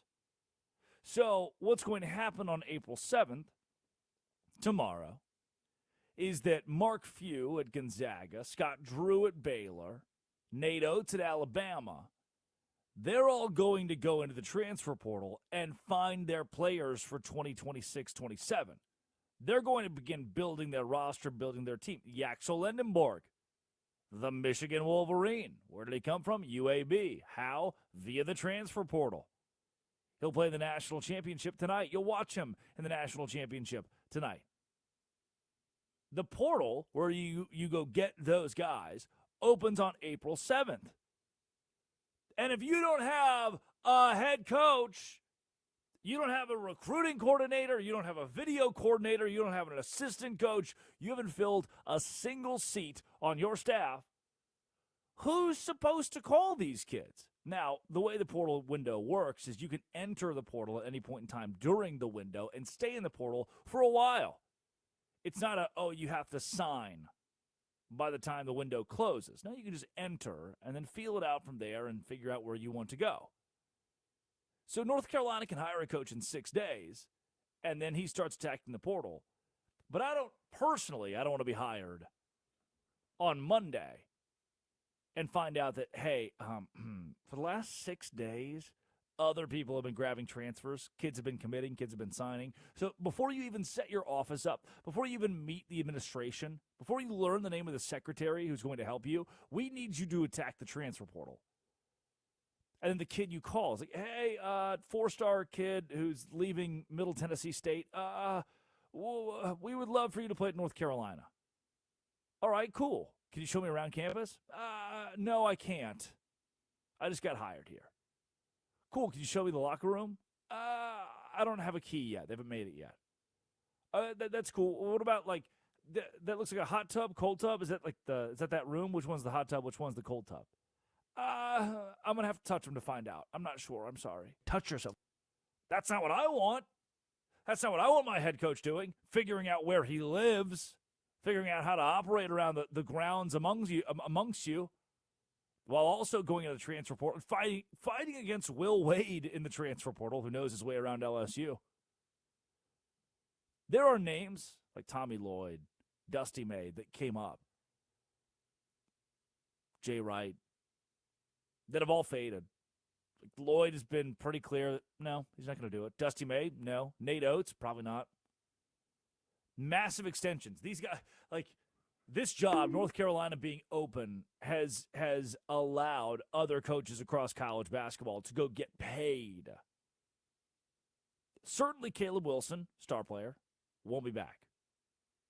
There is a cast of characters for UNC that could return. Probably, new head coach, the portal, NIL, as lucrative as it is. What's the point? Most kids don't stay anymore anyway. The benefit of the doubt you get by being North Carolina is if a guy like Caleb Wilson, who is going to the NBA, if a guy like him wanted to stay, it's more likely you're playing for a brand at UNC than it is other places. What I mean by that is your favorite basketball player at Texas Tech did not grow up a Texas Tech fan. No. They grew up a fan of Florida, grew up in Stark, Florida, and then Texas Tech was their best offer. Now they're a Red Raider, right? UNC, if their head coach leaves Texas Tech, Grant McCaslin, they would follow him, right? Their loyalty is more so to a coach, to a paycheck, to the ones that recruited them. It's not necessarily to the logo across their chest. That's fine. That's normal. UNC is a bit different. So many kids grow up wanting to play at UNC. The history, the Dean Dome, Dean Smith's legacy, that I get. They will benefit from their logo in retaining players and grabbing players out of the portal. But it doesn't change the fact that there isn't a head coach to recruit the current roster. There's not a head coach to recruit the transfer portal. There's not a head coach to retain Dylan Mingo, 5-star point guard. Hey, is he still at North Carolina? Is Mingo going to be a Tar Heel? Again, the words across your chest, that name Tar Heel, that's a good thing. That helps you. Kids want to play for that. But the longer you don't have a head coach in Chapel Hill, the worse this gets for your 5-star kids you've signed. They can leave. They can be granted a waiver from the NCAA to exit the program now the coach has been fired because of this extenuating circumstance. It is the Drake Toll Show, Westwood One Sports, the Westwood One Sports app. Drake Toll with you. 3 candidates remain for North Carolina. The top 3, at least this is what it looks like. Billy Donovan to North Carolina, legendary college coach. Back-to-back national titles at Florida. he has become the name to watch. Chicago Bulls head coach Billy Donovan, former head coach of the Oklahoma City Thunder, the Florida Gators. You know this name. He now seems to be the primary Giant swing target. We don't have to go to Charleston, to Furman, to High Point, to Boise State, and pull a coach. Let's go get Billy Donovan as the next head coach of the North Carolina Tar Heels. Now, how long is Donovan the answer? Does he win right away, readjusting to a new era of the college game? When he had Joakim Noah at Florida, there was no portal. There was no NIL. This is different. But the Bulls' regular season, which doesn't end until April 12th, by the way. It's still got a few days on it. Still got a week on it for the Bulls. The Bulls probably won't lose Billy Donovan in the middle of that. Like, if you wanted to hire Donovan, you got to hire him on April 12th, April 13th. If UNC wants him, they're going to have to wait a week after the portal window opens. I don't like that. What about Ben McCollum? The Iowa guy. Yeah, the Iowa guy. Well, I don't know. I mean, his sample size is small. He's won everywhere he's gone. Division II national champion. Tyler Hansbrough is rooting for him. Brilliant, hardworking coach. Moving from D2 to D1 and taking Iowa to the Elite Eight this year. That's a massive risk. It's a massive leap. What about Mike Malone? Denver Nuggets Mike Malone. Tyler Hansbrough. So that's the wild card candidate. It's a wild card guy. But Malone, his daughter plays volleyball for the North Carolina Tar Heels. That said, Malone's got an NBA ring. You want that guy to leave the pros? Deal with the headache of NIL, which is impossible to police. To deal with the transfer portal, a wide west, wide open free agency in college basketball. You want Donovan or Malone to do that? You want McCollum, who has no pressure, really no pressure. No comparable pressure, at least, at Iowa. You want that guy to give it up to go to North Carolina and have the spotlight of college basketball on him. It did not work out for UNC's darling, Hubert Davis. It is a risk for anyone taking this job. Now, the swing you take in being the next head coach of North Carolina could make your career. You become a legend. You have unlimited resources. But look, it is no secret. The pressure is on far more in Chapel Hill than it is in Iowa City. You have to at UNC. You have to. It's a hard job. You have to go to the Elite Eight every year. You've got to win in March. You've got to win in March, or you can't coach at UNC. Taking that on, agreeing to that, is a brutal ask. And you have to do it. You've got to win now without the transfer portal because the window opens tomorrow. And they still don't have a coach. Can you imagine in the NBA, in the NFL, we just saw a wild free agency period. This Max Crosby deal to Kenneth Walker III being the Super Bowl MVP and now playing for the Chiefs. Can you imagine if during free agency the Chiefs just didn't have a GM? Oh, sorry. Hopefully we get some good free agents and our guys don't walk. That's the situation at North Carolina, and it's not a good one. It is not a good one. Coming up tonight, the national championship, not featuring North Carolina. No, Michigan, UConn, sponsored by Progressive Commercial Insurance, protecting small businesses with affordable coverage options. Quote today at progressivecommercial.com. Coming up, let's preview it. Who's going to win tonight's national title? This is the Drake Toll Show. The national champ.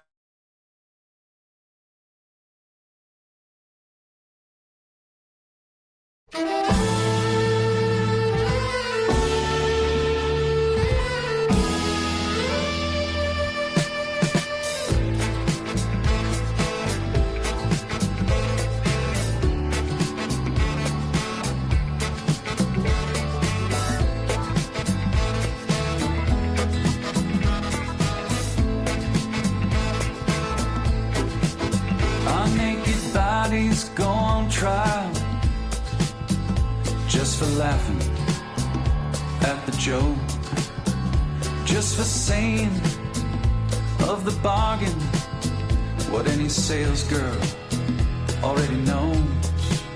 Most of us old men die at the firing line, just waiting for our number to be called. I guess time just makes fools of us all. Now the king regales his stepson when he's loaded as a gun. Says a real man is like a country. You need a map to find your one. Now I do you suppose you must approach the throne with its back up against the wall. I guess time just makes fools of us all.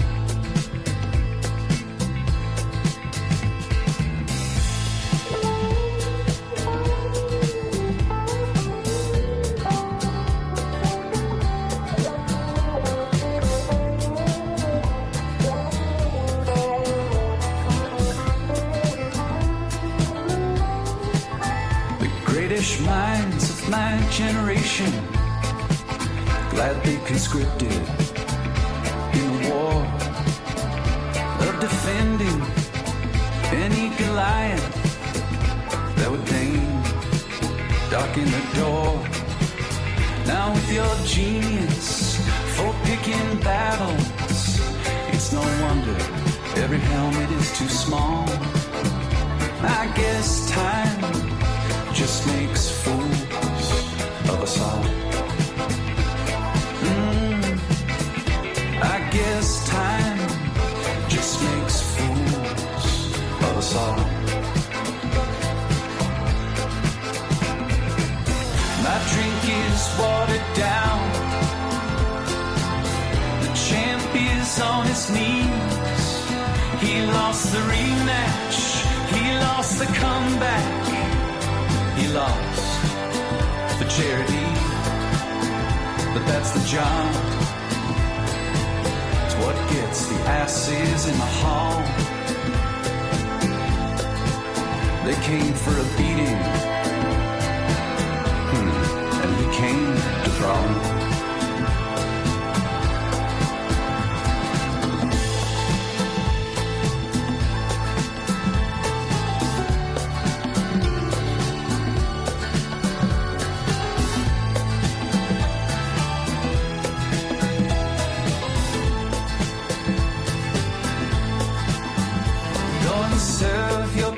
Notice that of all the young gods I have known, yours is easily the least famous to turn down the cover of a Rolling Stone. Lily white faces, so familiar and yet impossible to recall. I guess time just makes fools of us all.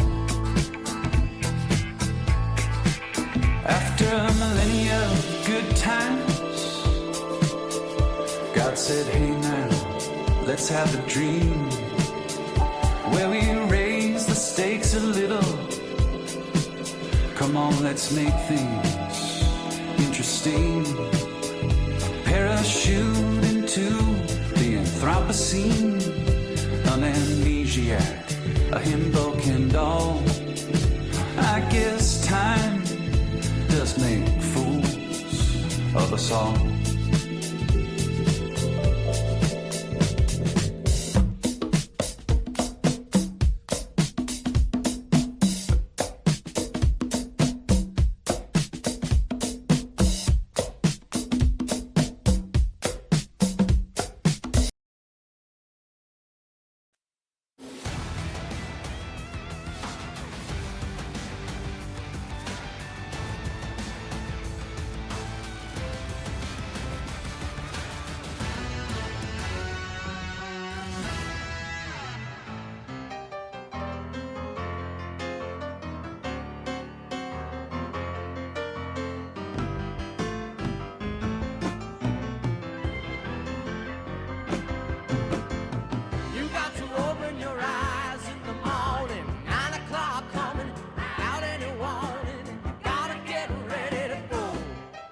is the Drake Toll Show. Say you went out late last evening, did a lot of drinking, come home stinking, and you went and fell asleep on the floor. Westwood One Sports. And then your lady comes and finds you asleep. The Westwood One Sports app. Addie Bates produces. Curtis Poindexter runs the board. Good morning. 6 a.m. to 9 a.m. every single day. The Nick Costos, You Better, You Bet. Fastest show in all of sports is next. Congratulations to the UCLA Bruins on their national championship win, 79-51, over Don Staley in South Carolina yesterday. Oh, wow. A plane made an emergency landing on the highway, too. Congratulations to that guy. Probably feels even cooler than those UCLA basketball players who are hoisting glory for the first time ever. 15-year career. 15-year tenure, I should say. Longer career. 15-year tenure for Corey Close, the head coach of the UCLA women's basketball team, who just won their first title. Her first title. The process was trusted. She could have been fired. She could have left at any point along the way. Didn't make the Final Four until last season. And this year wins the national championship with a group of seniors who came back. Tonight, one of either UConn or Michigan will replicate that success and win a national championship of their own. The ball is tipped. There you are. You're running for your life. That clip, that song, that music video will end with either UConn or Michigan cutting down the nets. Jim Valvano, as the head coach at NC State, formerly the head coach at Iona, then NC State, would make his players at a practice or two every year cut down the nets. They would practice cutting down the nets. What will it feel like when we go to the Final Four, then the national championship, when we win it all and cut them down? It becomes something that, albeit awkward at first, it becomes something that is now second nature. We're used to winning. We expect winning. We expect nets to be cut down. That's what Jimmy V did. Tonight, Michigan, UConn. One will cement themselves, cutting the nets down, placing another trophy in the case. And if it's UConn, I'm not sure if they have room for it. Since 1999, college basketball has been dominated by the Huskies. And here they are facing a Michigan team who's back in the Final Four for the first time since 2018 when Juwan Howard was the head coach. You remember the Fab Five? And now Michigan's back under Dusty May. These are two teams that we've seen at the top of college basketball quite a bit the last 25 years. And I think it is disrespectful. I get it analytically, but I think it is disrespectful as you break down the matchup itself tonight. Get past the pomp and circumstance, past the head coaching matchup. You get past the logos and talk about the actual players on the floor. I think it's disrespectful that Vegas has 7.5 points as the spread on this game, that Michigan is favored by 7.5 against UConn. Now, look, don't get me wrong. UConn has had a slog of an NCAA tournament. Struggle against Furman. Pulled away late to win 82-71. Blew out UCLA, 73-57. But then a slog against Michigan State. Won it by 4 at the end. Down by 19. Rally against Duke. You beat Tom Izzo, and then you knock off John Shire. 73-72 on the Mullins shot, the Braylon Mullins shot that sent UConn to the Final Four against Brad Underwood, Illinois, another brand, another name. And you win it 71-62. Another slog. You're up by 7. Now you're up by 3. You're up by 6. You're up by 4. And UConn is not getting any respect from Las Vegas. Not from the national media. Not from people who watch or don't watch college basketball. Everyone agrees they should lose tonight by maybe double digits. Because Michigan, they've been pounding folks. Hello. Alabama 90-77, Tennessee 95-62. They beat Arizona 91-73. I told you Arizona had my bracket in its grasp. Arizona was my champion. Braden Burries, Koa Pete, Kirk Rivas. Nope. An 18-point loss at the hands of Michigan. They're just that dominant. And yeah, maybe the analytics would tell you that Michigan should blow this game out, should win this game. But do not count out UConn and Dan Hurley. UConn is on an unthinkable 19. Listen to this. This is a 19-game winning streak in the second weekend or later of the NCAA tournament, dating back to 2011. 6-0 all-time in national championship games. When you walk into work today and your coworkers are all gathered around the water cooler, they're all at the break table, get their lunch out, and one of them says, "Oh man, I think Michigan's going to run away with this one." What do you think, Dale? Well, Dale, let me give you something little nugget to toss out there to the rest of the office. UConn is on a 19-game winning streak in the Sweet 16 or later in the NCAA tournament since 2011. Dating back to 2011, they have not lost, 19-0 in the Sweet 16 or later in March Madness. 6-0 all-time in national title games. That's the nugget. That's the blurb. That's the stat you give them. That's the fact where your friend goes, damn, Dale knows ball. Now, Michigan's offense, electric. So electric. The Big Ten, the way those offenses panned out this year was a thing of beauty. Watching Big Ten basketball was special in 2026. 91 points that Michigan dropped on Arizona. But UConn's defense is a different beast. UConn just held Illinois, the nation's number one offense, to a miserable night from the field. 62 points for Illinois. That's like one of their worst outputs this decade. Their three worst outputs of this decade have also come against UConn. That defense is just that good. But at 34% shooting, 23% from three, Illinois jacked up 26 threes, went 6 for 26. 19 for 56 overall in the game, scoring 62 points. That's the best offense in college basketball, and UConn just made them look pedestrian. Michigan, look, they're cool to run it. They're cool with the track meet. They want to score 95, and you score 88. They want to score 103, and you score 98. But tonight, what UConn is going to do is play physical, heavy contact defense. And if the whistles aren't whistling, if the officials don't get in the way, UConn has a very good chance, because of their defense, to win the game, creating a half-court ball game. Michigan is going to have to get into the half court. That's what UConn needs. UConn does not want transition. They do not want the track meet. They do not want to race. They want to force Michigan into the half court, use as much of the 30-second shot clock as they can. Play solid defense for 27 seconds every possession. And then on offense, hold the ball for 27 seconds and take a shot late in the shot clock. That's what UConn needs to do. Get to the free throw line and force Michigan into a half-court game.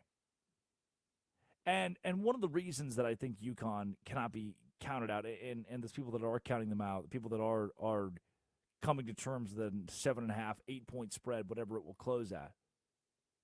The reason I think you are misconstrued is you're losing Dan Hurley in that. I've seen Dan Hurley coach in the national championship. Nay, I've seen him do it twice, and he's 2-0. I've seen Hurley coach now in 3 Final Fours. He's yet to lose a game in the Final Four. 5-0.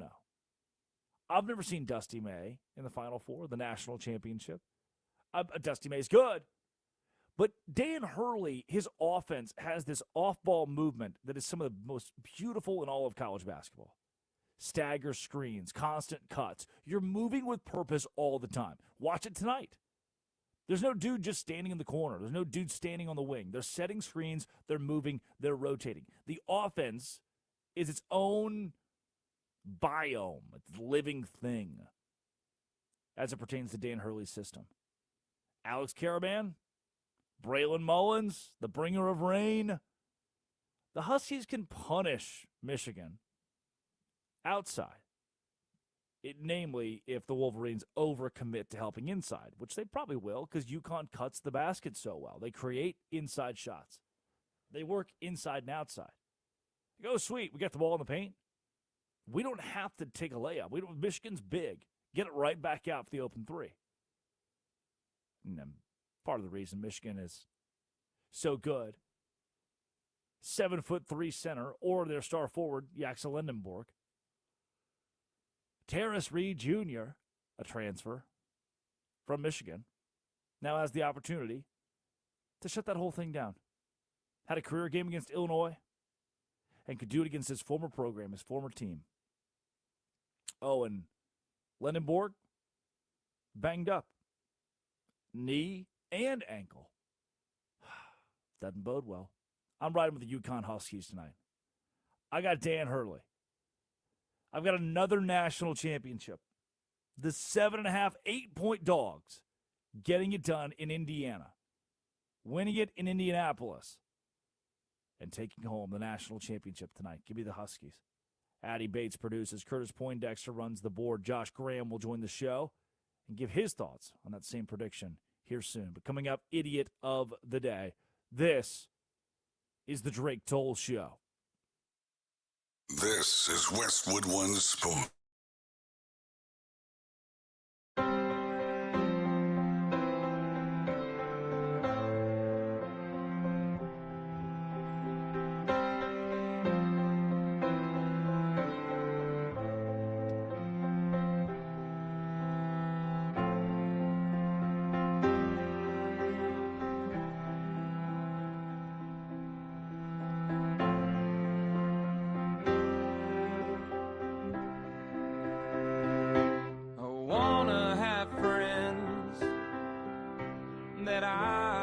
Trust that love me for the man I've become, not the man that I was. And I wanna have friends that let me be all alone when being alone is all that I need.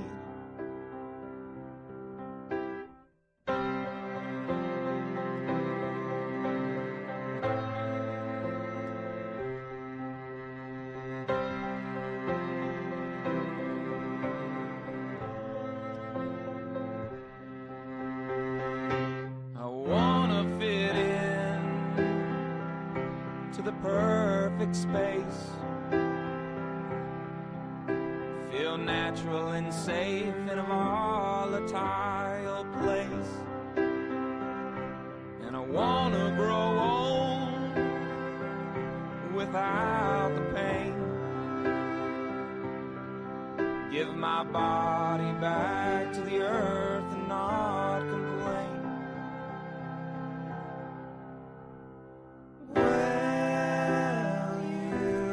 Understand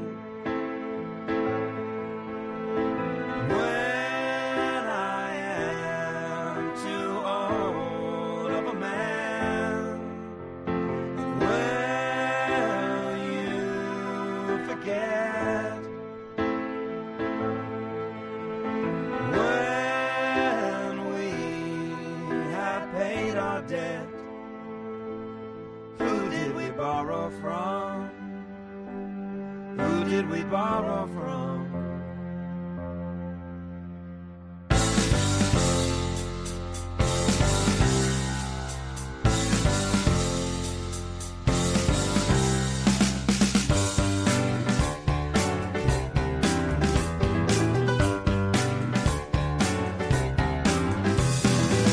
Okay, part two, now clear the house.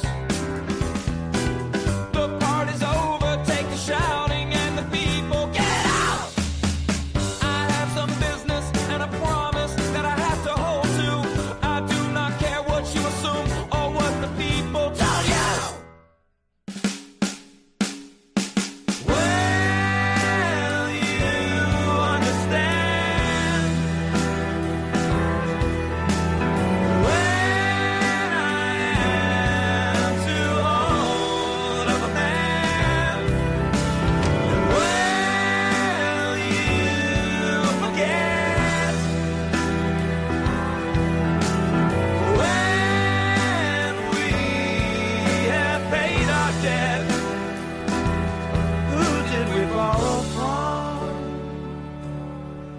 did we fall from? I wanna have pride like my mother has, and not like the kind in the Bible that turns you bad. I wanna have friends that I can trust, that love me for the man I've become, not the man that I was.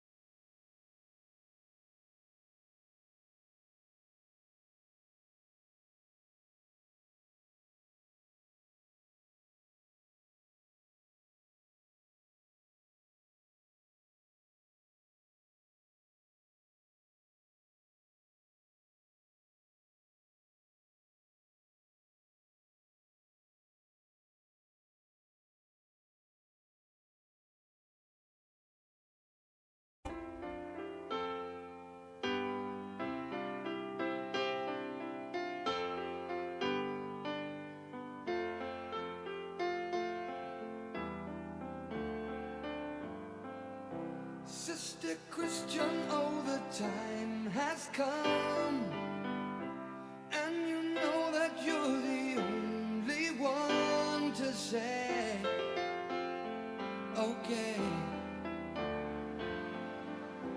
where you going, what you looking for. You know those boys don't wanna play no more with you. It's true. It is the Drake Toll Show. Westwood One Sports.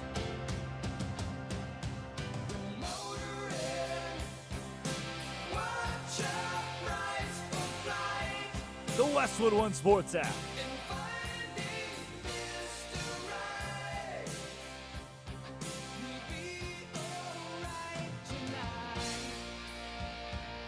Sister Christian, Night Ranger. On the Drake Toll Show, Addie Bates produces, Curtis Poindexter runs the board. 6 a.m. to 9 a.m. every single weekday. What's so funny? What are we laughing about here? What's going on here? What did I miss? You two in the corner talking to each other over here? What's Yeah, Curtis during the song changed the lyrics, and in my ear It's a goes, bonkable lyric. goes motorboat. You're defaming a classic rock classic. That is, I cannot stand for this. Really good You're tweet sitting. before we get into Idiot of the Day. SGP tweets, "Hey, at Chick-fil-A, open the effing restaurant on Sundays. You crazy B words, or you'll be living in hell. Just watch. Praise be to Allah." That's still yesterday's tweet it's Truth Social. Sorry, one of the posts of all time. Typically, during wartime, you get Mr. Gorbachev, tear down this wall, or the only thing we have to fear is fear itself. But sometimes it's just open the effing straight, please. I will attack. Motorboat. Can't believe it's terrible. All right, yeah, you know what? Fine. It's time for our Idiot of the Day. Idiot of the Day. Ah, yes. To the world, happy Monday, April 6th, the year of our Lord 2026. And our Idiot of the Day, this first one, South Carolina reporter at the Final Four asking Don Staley a question. And this journalist was a bit confused. Probably isn't even the real. Confused is a nice word to use here. Let's give you the audio here. As a South Carolina Gamecocks will look to bring in Sanaya Hall for next year, how excited are you to have her into this program? Who? Sanaya Hall. Wait, actually, never mind. I apologize for a little bit, but as you look, Did something come over the under the transfer portal? I mean, like I thought it was like University of South Carolina, but it was actually USC. Oh, I got a little mixed up. But actually, for clarification. The second-hand embarrassment's a lot. I can tell. I've asked a couple stupid questions. I asked one during a Final Four run for Baylor, but that makes my skin crawl. Addie Bates, thoughts? I mean, we've all asked stupid questions, Kirch, Hubert Davis. But yeah, that's if you're gonna interview someone, if you're gonna go to the press conference, can we at least get the team correct? Can we at least know the team we are interviewing? I think my stupidest one would have been Baylor's Final Four run in 2021, and I think it was Devontae Bandu or Mark Vidal. It was somebody. And I asked them, does it feel like, when you made it to the Final Four, does it feel like at this point no moment is too big? Which, my boss called me and I was cussed out, which it's just a weird practice in journalism. People that think they're better than other people because I asked good question, you ask bad. Now that I say it out loud, looking back, really wasn't that bad of a question. Pretty normal, run-of-the-mill question. Heard a lot worse in press conferences. Throwaway, for sure. What's the guy supposed to say? No, the moment's, it's not a great question because the guy's never going to be like, no, the moment's not that big. Or yes, the moment's that big. But ultimately, it gets you the soundbite. All I wanted the guy to say was, no moment's too big for us. We believe in ourselves. And yeah, overall stupid question, but it's not mixing up the two USCs, one South Carolina and one University of Southern California. I'm going to do it. Curtis, will you play that audio again, please? Oh. As a South Carolina Gamecocks will look to bring in Sanaya Hall for next year, how excited are you to have her into this program? Who? Sanaya Hall. Oh, wait, actually, never mind. I apologize for a little bit, but as you look, did something come over the under the transfer portal? I mean, like I thought it was like University of South Carolina, but it was actually USC. Oh, I got a little mixed up. But actually, for clarification.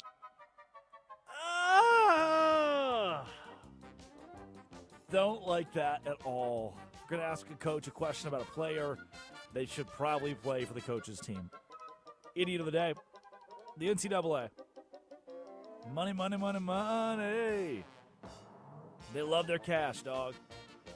From Yahoo Sports, the NCAA is expected to finalize an expansion of the men's and women's tournaments to 76 teams soon after the completion of this year's March Madness tournament, per Yahoo Sports' Ross Dellinger. Barring something unforeseen, it will happen. A high-placed source told Dellinger the proposal would add 8 games to the first 4, with 24 teams playing in an opening round before advancing into the second round. So all over the sport that I love, ruined. We're going to have, I do not want a 16 and 15 team. I do not want a team with 16 wins and 15 losses who is 7-13 in the SEC to make March Madness. I should not be in the minority there. I should not be in the minority that says that March Madness is a fine thing. It's already completely normal how we have it. I do not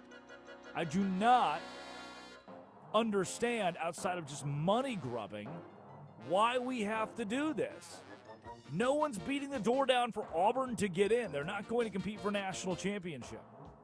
If you are one game above 500, you do not deserve to be in March Madness. Oh, yeah, Addie, can I propose something to you, please? Of course. What if, and hear me out, college basketball has 365 teams, one for every day of the week. Every day of the year, sorry. Not every day of the week, I should clarify. Say that one again. for every day of the year. Yep. What if, since these 365 are kind of tough to wrangle, we put them into regional pods? And in these regional pods, you have, 12 to 14 teams, maybe 10 to 14 teams. And look, if you were to play a massive tournament with all 365 teams, it'd be really hard to do, right? Obviously, super tough because it's a lot of teams. So instead, don't do the hard thing. Do the easy thing here. And play regional tournaments to decide who goes to the ultimate big boy tournament. Oh, wait a second. We already have that format. It's called conferences. Good answer. Good answer. And at the end of the season, they play their conference tournament to make the field of 68, which they just every 20 years, like, expand, expand, expand. Rest in peace to Field of 68's branding, by the way. Oh, yeah. What does Field of 68 become? What does Rob Doster become? Field of 70, whatever. Field of 76? Field of 78? Whichever, whatever. What is it? Yep, 76 teams. Huh. Idiot of the day, the NCAA. We'll talk more about that this week. I just think it's a bad. I think it's an unnecessary move. It's unnecessary. That's the word that I would use for it. Addie Bates, idiot of the day. You need an opinion? It's like some love dating advice? Yeah, we could call it that. So I need your opinion. You're guys. You're guys. So the other day, you're men, I think. So I'm at a bar with like some of my friends. It's a rooftop bar. We're watching the games and everything like that, right? You know how whenever you go out and like people are rooting for the same team, like maybe at different tables, you still high five each other. Like that's why I love sports. I feel like it just brings random people together. That's right? why you love sports? Well, that's one of the reasons. So this is happening on the rooftop bar. So it's like 8 of my like closest guy friends, my roommate Anna. There you go, there's her name, and myself. And there's this guy who's in his 40s, you know, high five and all this kind of stuff. Well, then he just wants to come over, hang out. He says he knows the bartender, talks to my friend Sean, and was like, "Hey, I think your friend over there is very cute. I'm the friend in question here." And so Sean comes up to me once the guy. And Sean comes up to me once the guy leaves, like, "Hey, can I give him your number?" I was like, "No, I don't. I'm not into 40-year-olds. Like, I can't emphasize that enough." The guy comes back, talks to Sean, all this kind of stuff, and Sean says, "The guy wants my number, like Sean's number, my guy friend's number, just in case I change my mind.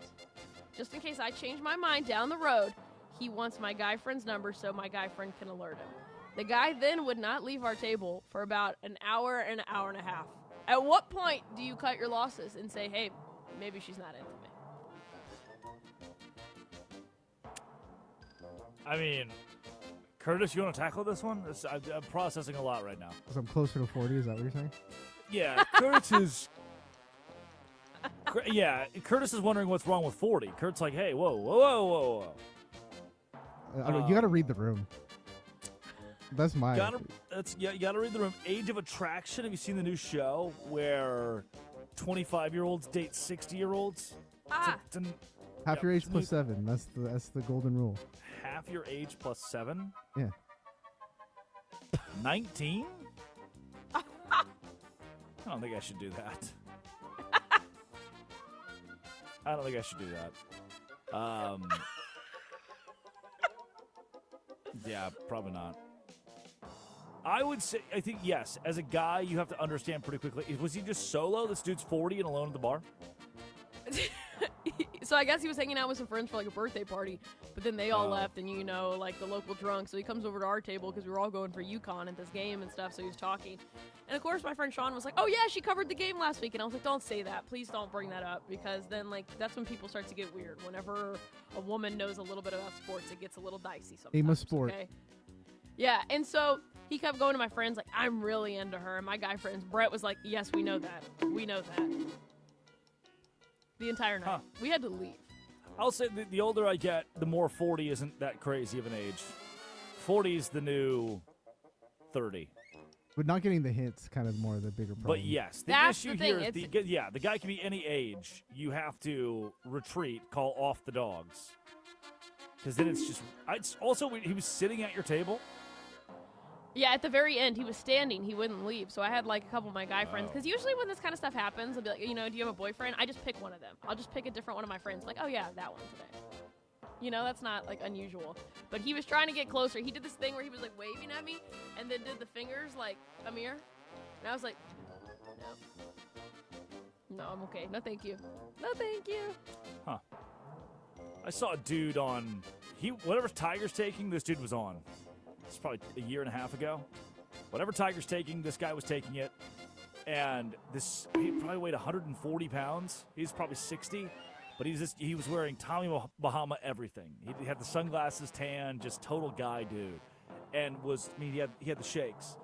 And you can tell he's stupid rich. Buying everybody drinks the bar. You're like, wow, this guy's... And then he got creepy, obviously. Had to. That's by rule, had to get creepy.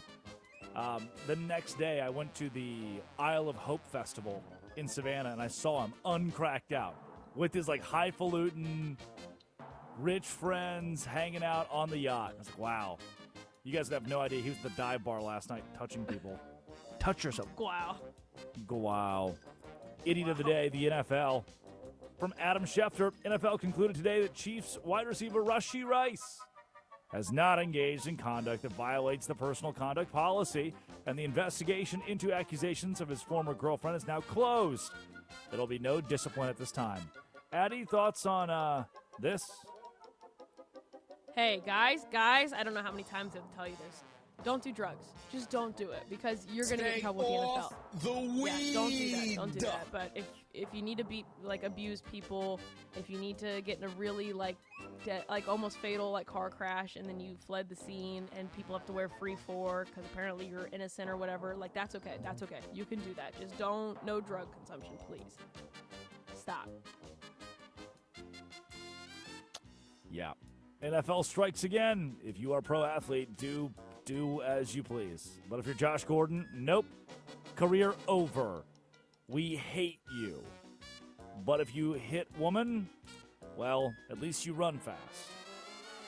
For legal purposes, please do not do domestic violence. We shouldn't have to say that. We shouldn't have to say it. But the NFL continues to let it fester. Final idiot of the day. The Indiana Fever? Man. Their Caitlin Clark bobblehead has been, and I hope this is an April Fool's. The mock-up of the Caitlin Clark bobblehead has been released. And she looks a lot like Mike Bibby, which is not a very nice way to describe the looks of a person. Oh, brother, this guy stinks! If you get a chance today to look up Caitlin Clark bobblehead, you will not be disappointed at the Indiana Fever's Mike Bibby night. They got the teeth right. They got her smile right. The rest of it needs some help. Coming up, Josh Graham, Westwood One Sports. The Westwood One Sports app joins the Drake Toll Show live from the Final Four in Indianapolis. That's Addie Bates producing. Curtis Poindexter runs the board. This is the Drake Toll Show.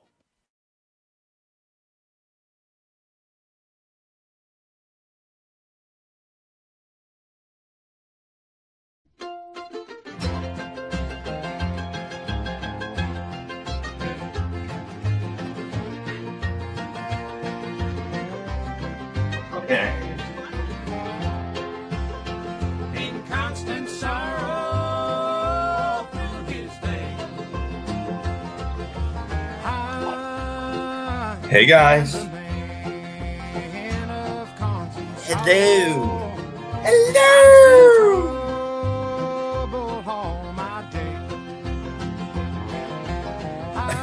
Everybody's saying it's so good. Wow. They were like, wow, this guy's amazing. That was fun.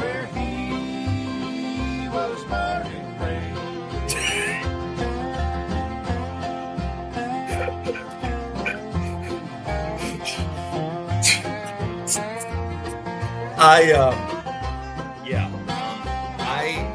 have felt like I've been on racing, an urgency.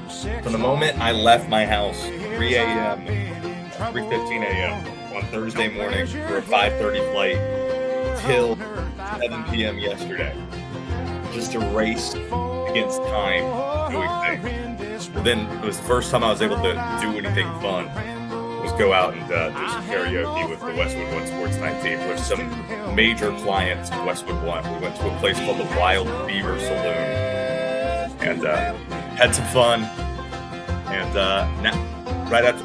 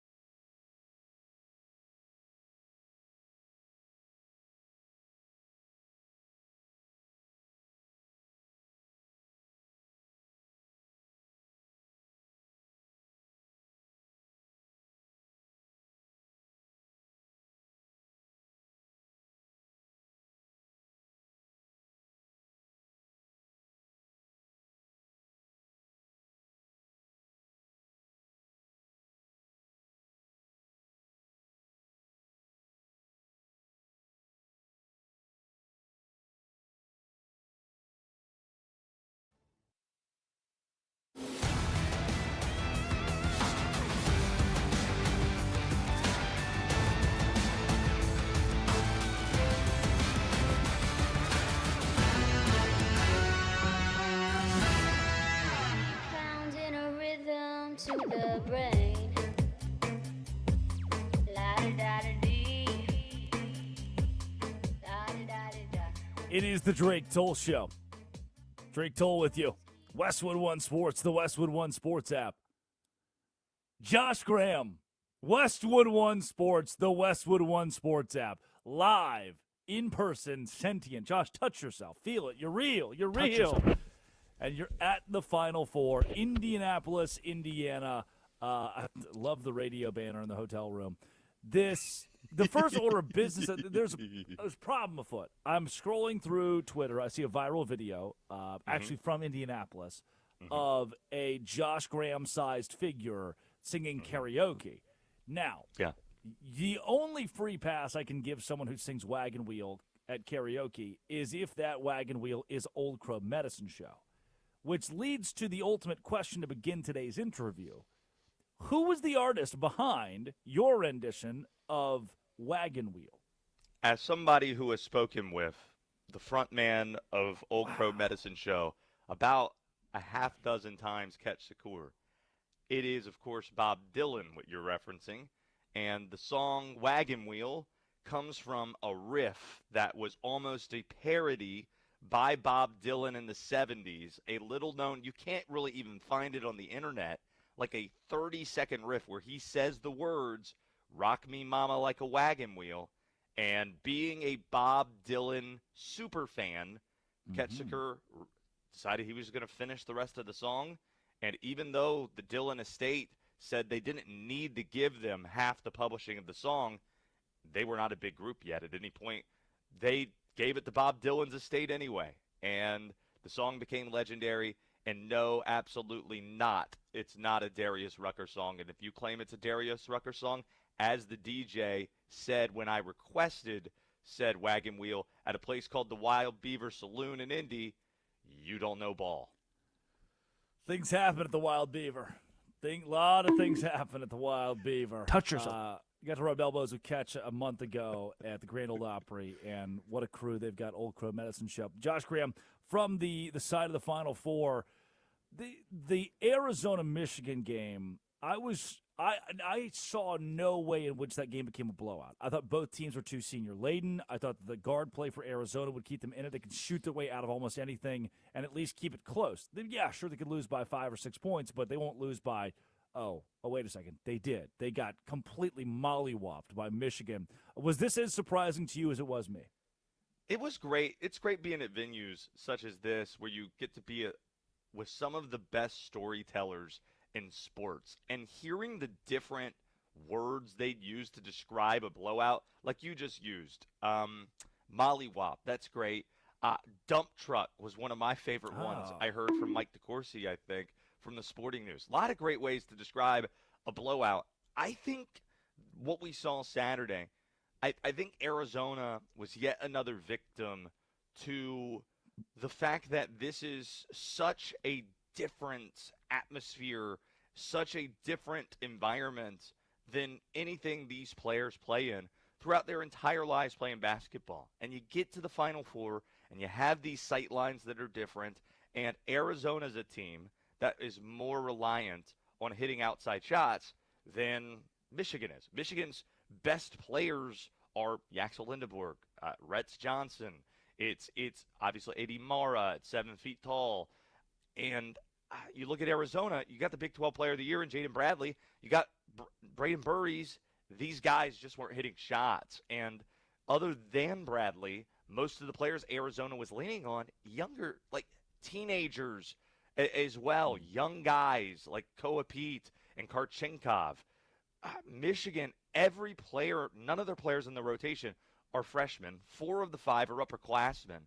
So I just felt it was more translatable, and that's an easier way to explain away why that team felt more comfortable in that environment than Arizona did, despite the fact that Yaxel Lindeborg went down 5 minutes in, and Elliot Cadeau, your point guard, went 2 of 14 in the first half.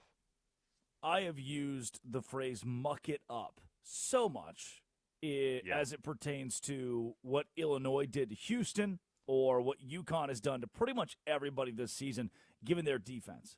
This Oh, is hold a one defensive. sec. Hold one sec. Yeah. I need to do a name drop. You ready? Ready for Yeah. a name drop, Drake? One time, I was at a hotel bar with Scott Van Pelt, who's now a Big Ten guy at Maryland. And the way you described Illinois playing basketball, and I think it's relevant to Michigan too. He said, watching Big Ten basketball is like watching fat people have sex. And mucking it up, that's it. Like, that's Big Ten basketball, and that's why they were more ready to go. So keep that in mind tonight, that if the style of play is gross, I don't want to say that about You're there. You're there. Shout out to the ladies. Fat people having sex might be a style of play that the Big Ten is more willing to have, and that might be the style we watch later tonight at the title game. Who knows? Okay, yes, the fat people having sex. Yeah, the Big East has some of that too. Like they've got some folks that are getting it on. They're getting down and dirty, and if you want to watch that any given Sunday afternoon between St. John's and Georgetown, you can see that. And so UConn has some of that to them. Where again, if it's muck it up as Illinois' way to beating Houston, UConn against Duke. That's how they came back in the second half. Let's make you incredibly uncomfortable. We don't need it all in one 12-0 run. We don't need this just inching their way back and then hitting the shot that ultimately sent UConn to the Final Four to knock off Illinois. Do you get that tonight? Does UConn say, hey, look, we're going to hold the basketball, force Michigan into late shots in the shot clock, and if we hold Michigan under 75 points, we win this game? I think tonight's game is going to be decided by who capitalizes better off of misses. I think Michigan's at its best. It's so dangerous when they're able to push it with Elliot Cadeau, who at 5'11" might not seem all that imposing, but when you stand next to the guy, he's built like a linebacker, and he could just push it on the brink, and when they're running, that's trouble for UConn. And with UConn, it's paramount for them to take advantage of Michigan misses, because where UConn's going to have a lot of problems when I'm trying to break down this basketball game and figure out the path for UConn to win, because UConn is one of the biggest underdogs, pun intended, in the national title game that we've seen this century. I mean, they opened as a 7.5-point dog that ties the largest point spread for a national championship game this century, along with North Carolina, Michigan State 2009, Duke Butler 2010, and UConn against San Diego State in 2023. So how does it happen? What does it have to look like? I do think that it has to be a lot of transition play, and UConn taking advantage there, because what I struggle to figure out is how consistently UConn's going to be able to score in the half-court set. Like, who are you going to get a bucket, especially if they double Terrace Reed and they're switching on defense? When Michigan switches, that's bad news for UConn tonight. See, I think I didn't say the opposite earlier, but maybe not poke holes. Well, let's talk about it. Let's talk it out. UConn, I think UConn running transition, if this game gets up into the 90s, that's going to benefit Michigan tenfold. I don't think that if this game goes into the 90s, I don't see UConn winning it. Sure. However, there's something about UConn being in a half-court set or forcing Michigan into a half-court set. The off-ball movement that Dan Hurley has orchestrated. No one is more tactical with coaching their guys on off-ball movement, staggered screens, or purposeful cuts toward the basket. That's where I think UConn can get 26 seconds into the shot clock and then find somebody who, hey, we've moved enough. That guy was left open. And look, it doesn't have to be a 56% shooting night. It can be 43%.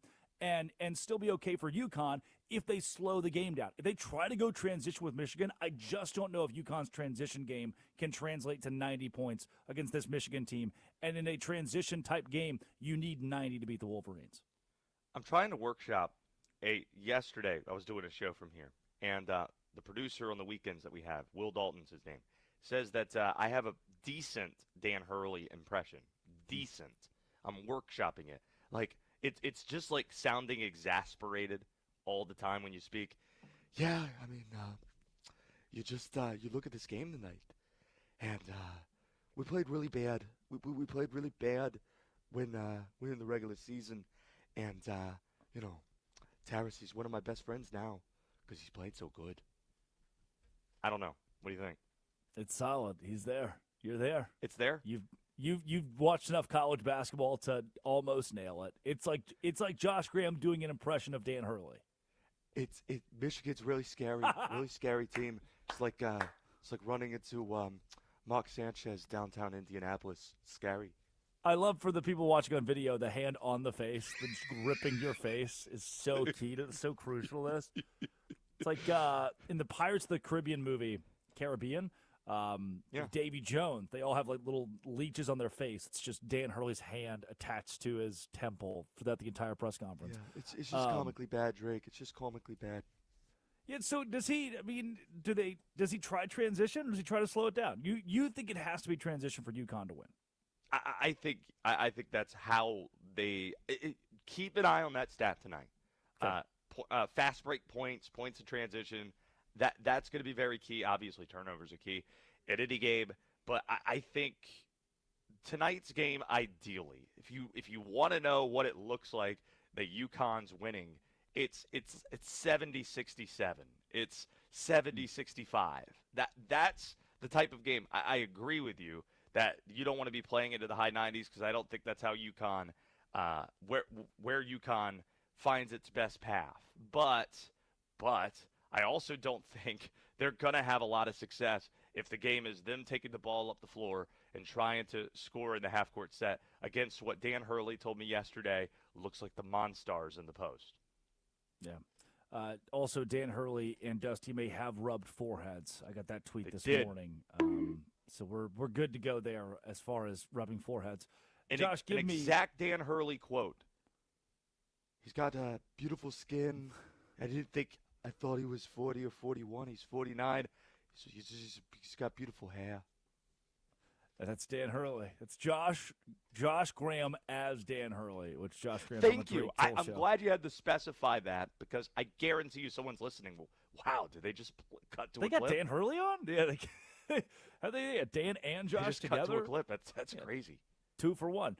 Josh, give me, before we get you out of here, from waking up in the hotel breakfast, to parading the streets and the Dirty Beaver or whatever it was, to being in venue at Lucas Oil Stadium. What is it like for those who haven't been, who won't go, to be on site at the Final Four?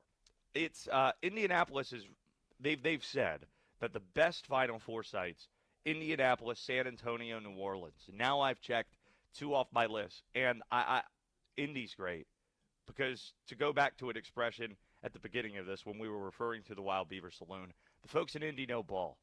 They know ball. Addie, it feels as if you want to say something so badly, like you're like restraining yourself. Get in there. What do you have? What's on your mind? I went to school in Indiana. Like, I've been to Indy a million times. It's certainly one of the cities. I've also been at Lucas Oil. I performed there. It's just one of the cities, one of the states. And here's the key. Yeah. Here's the key, Addie. Here's the key, Drake. Centrally located. I mean, I'm literally, if I look outside here, like right next to Lucas Oil Stadium. It's great. And there are 3 other hotels around here, maybe more, right next to the arena, right next to the convention center. I can walk over and go there. You can't say that at Arizona. You can't say that at you certainly can't say it at Houston. You can't say it at a handful of sites. This site is great because I mean, it's true to say that this building is the building that Peyton Manning built, but when they were building it, they were thinking about hosting Final Fours in mind because they love basketball in Indiana. And as a North Carolinian, you know, the real hoop state, it's one of, I appreciate that. I appreciate that about Indy, and you should know that everybody here is super excited that the Final Four is here. There's merch tents at every corner. I didn't experience any of the fun until last night when we went venturing out to the Wild Beaver Saloon and I belted out some karaoke. By the way, like, I need to give some love to some of my teammates as well who sang fabulous songs, including a Cage the Elephant hit.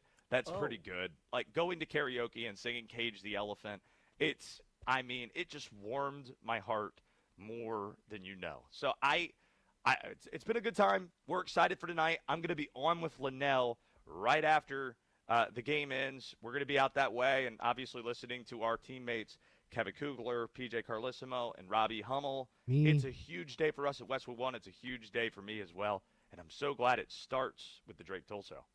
Josh, congratulations on being here.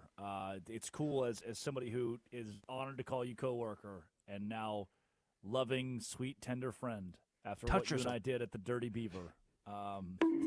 Thank you for your time this morning. Josh Graham, Westwood One Sports. Enjoy today. I'm off the Hinkle Fieldhouse. You guys have a day. Here we go. UConn and Michigan tonight in the national championship. The Final Four boils down to this. When we return, last night, we already we done crowned a champion. UCLA and Corey Close. And oh, boy, you heard what Don Staley had to say about Gino Auriemma. Here's what she said about the UCLA head basketball coach. This is the Drake Toll Show. The Raiders have signed veteran.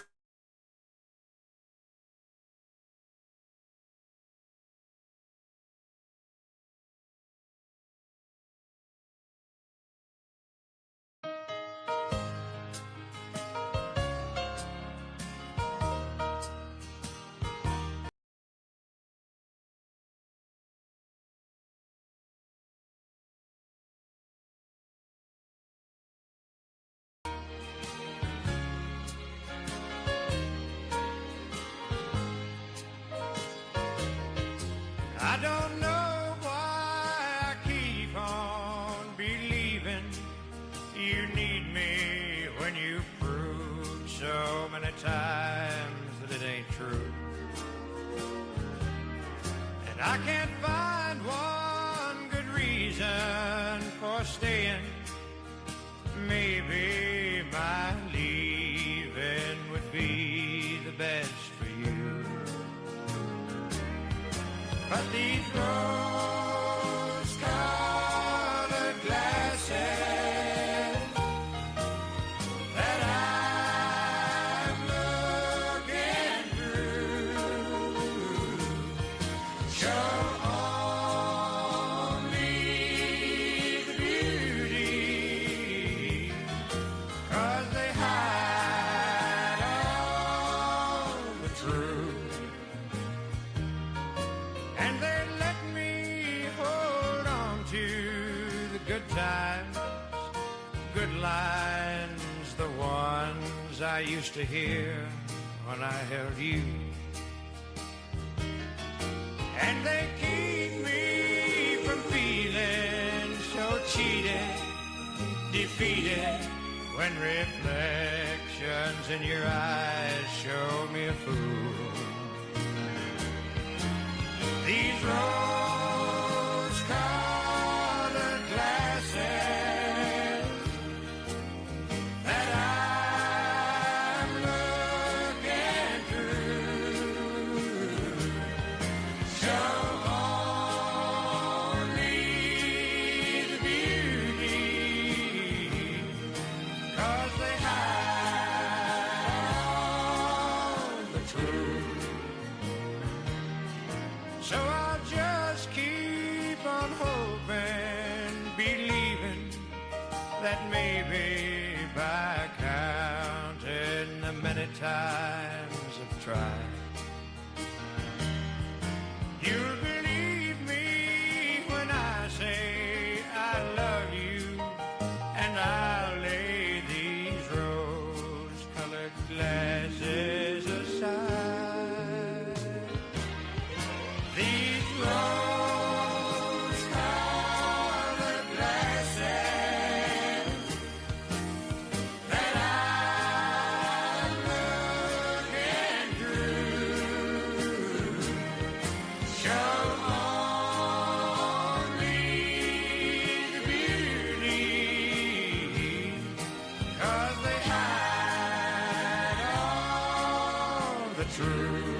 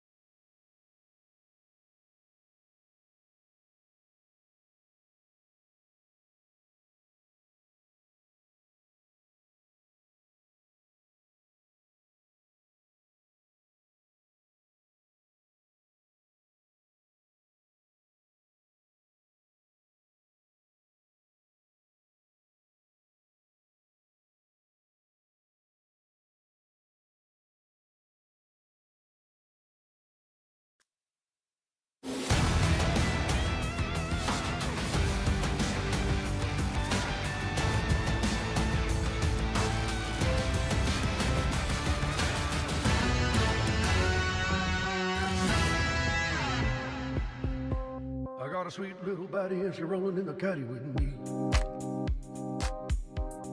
It is the Drake Toll Show. I got a sweet little body and she's rolling in the caddy. Westwood One Sports, the Westwood One Sports app. That's the only rejoin song that stood the test of time. It's like the only one we get to every day. The rest of them are just whatever Curtis feels like in that moment. And I like that. It's become more of a variety show. Any moment, Curtis could just whip out the ethereal music, or Curtis could whip out some hip-hop from Laura's playlist. And that one, yeah. Oh, my gosh. On a day such as today, the national championship, I get my little Neil deGrasse Tyson music in the background. I'll whip it out. Feel it. Whip it while Curtis whips it out. Thank you, Curtis. Curtis, I need you to go back to the first week of this show and find where he recorded his minutes into the song, and we need to play that again at some point. I need you to go back to your email and go find that, please. Yeah, Curtis. Yeah. Listen to the lady. Come on. Yeah, Curtis, do it now. She didn't say please. I need you to do this. You did not say please. Curtis, go back and clip that and replay it where she didn't say please to you. Sorry, Curtis. No one listens to me on this show, so I just have to assert dominance. Incorrect. Yesterday, South Carolina falls to UCLA in the national championship. Don Staley said this about Corey Close, the UCLA head coach. Well, I'll give that to you in a second. Because remember, Don got pretty upset about Gino Auriemma. That whole deal blew up in everybody's face. But the dagger. Gabriela Jaquez, of course, the dagger. Driving layup, her last shot of her college career at UCLA. Here's how it sounded in the fourth quarter of UCLA, South Carolina. McDaniel handed off to McKeer. McKeer over on the right side. Gets inside the elbow. Drop it off for Turnaby's in the paint. She'll take the jumper from just inside the free throw line. Missed it wide left. Dugalich the rebound. Up to Rice. Throw it ahead to a running backs. Makes the catch. Lays it up and in. 76-41 UCLA. It has been all Bruins here in the second half. Yep, there it is. This game was just wasn't close. Just wasn't close, really, ever. UCLA ran away with it. Final call, the first from Ryan Radke, by the way, Westwood One Sports, the first national championship the Bruins have ever won in women's basketball.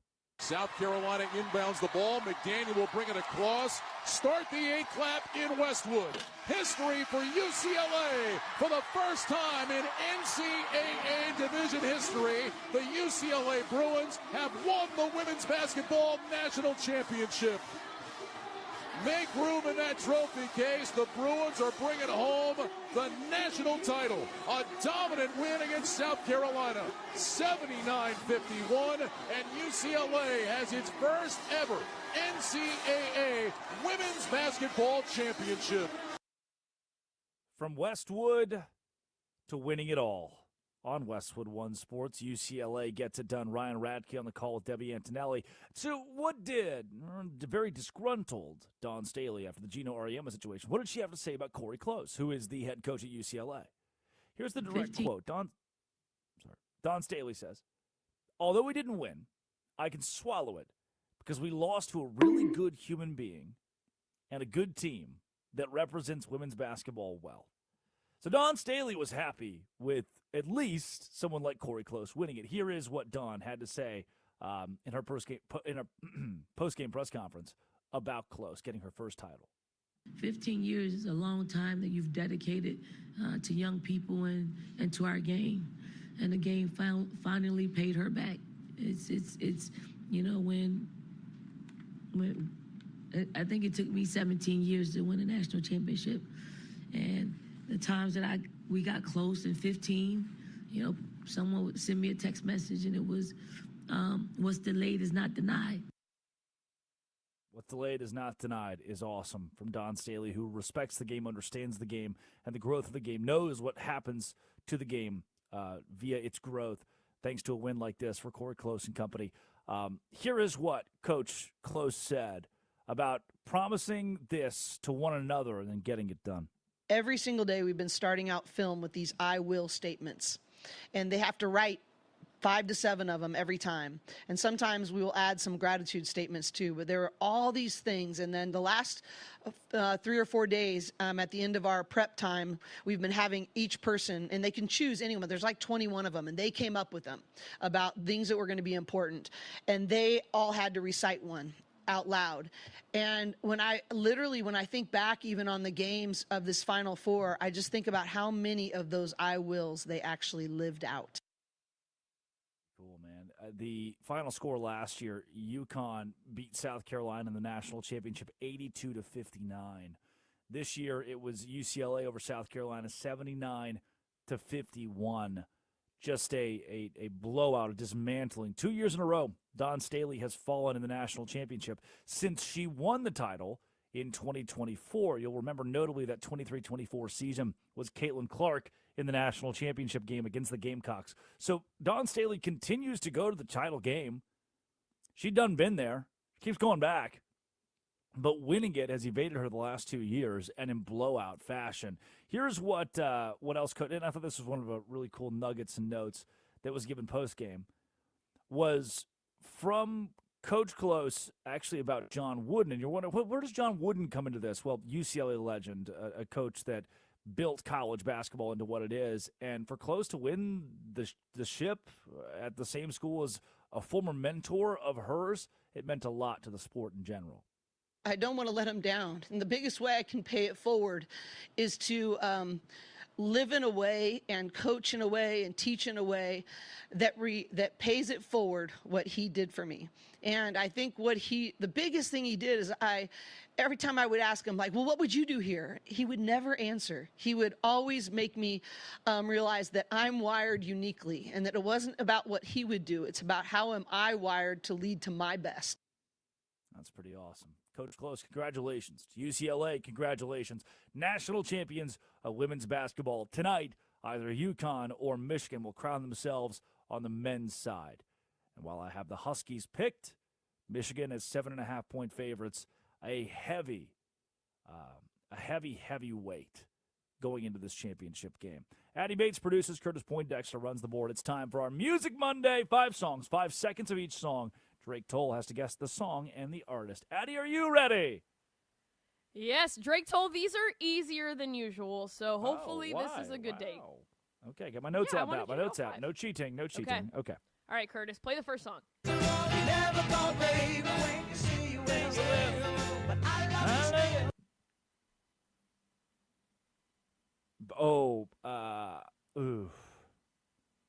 Song number 2. Yeah.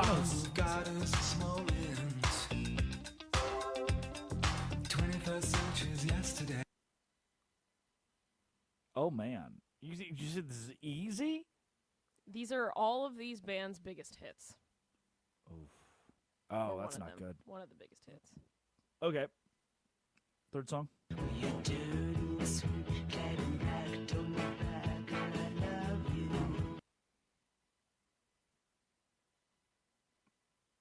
What is happening right now? Biggest hits for all 3? Okay, what's the fourth song, Curtis? We'll go honky-tonkin' and we'll have a time. We'll Yes! have more fun, baby. I knew you'd get that one. It's not even his biggest hit, but...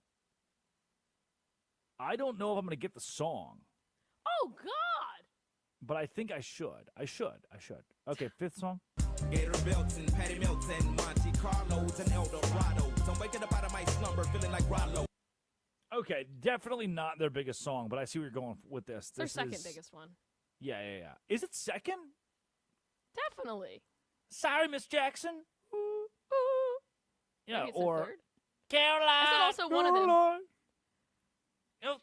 Down to Mars. Know you like to think yo. That's a banger. First song.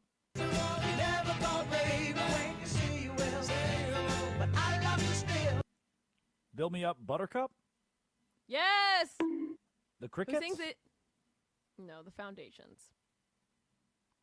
You sure? Yeah, I'll put Sinatra's Life on it. Wow. All you got is a small ends. 21st century's yesterday. David Bowie. In Excess, Need You Tonight. In Excess, Need You Tonight. I Need You Tonight. You've never heard that song? I don't think so. Song 3.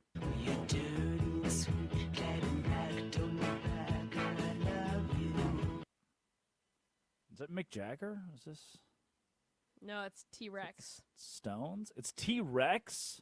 Bang a gong, get it on. Bang a gong, Yeah! Oh, it's a great song. Okay. That's a great song. Okay. Yep.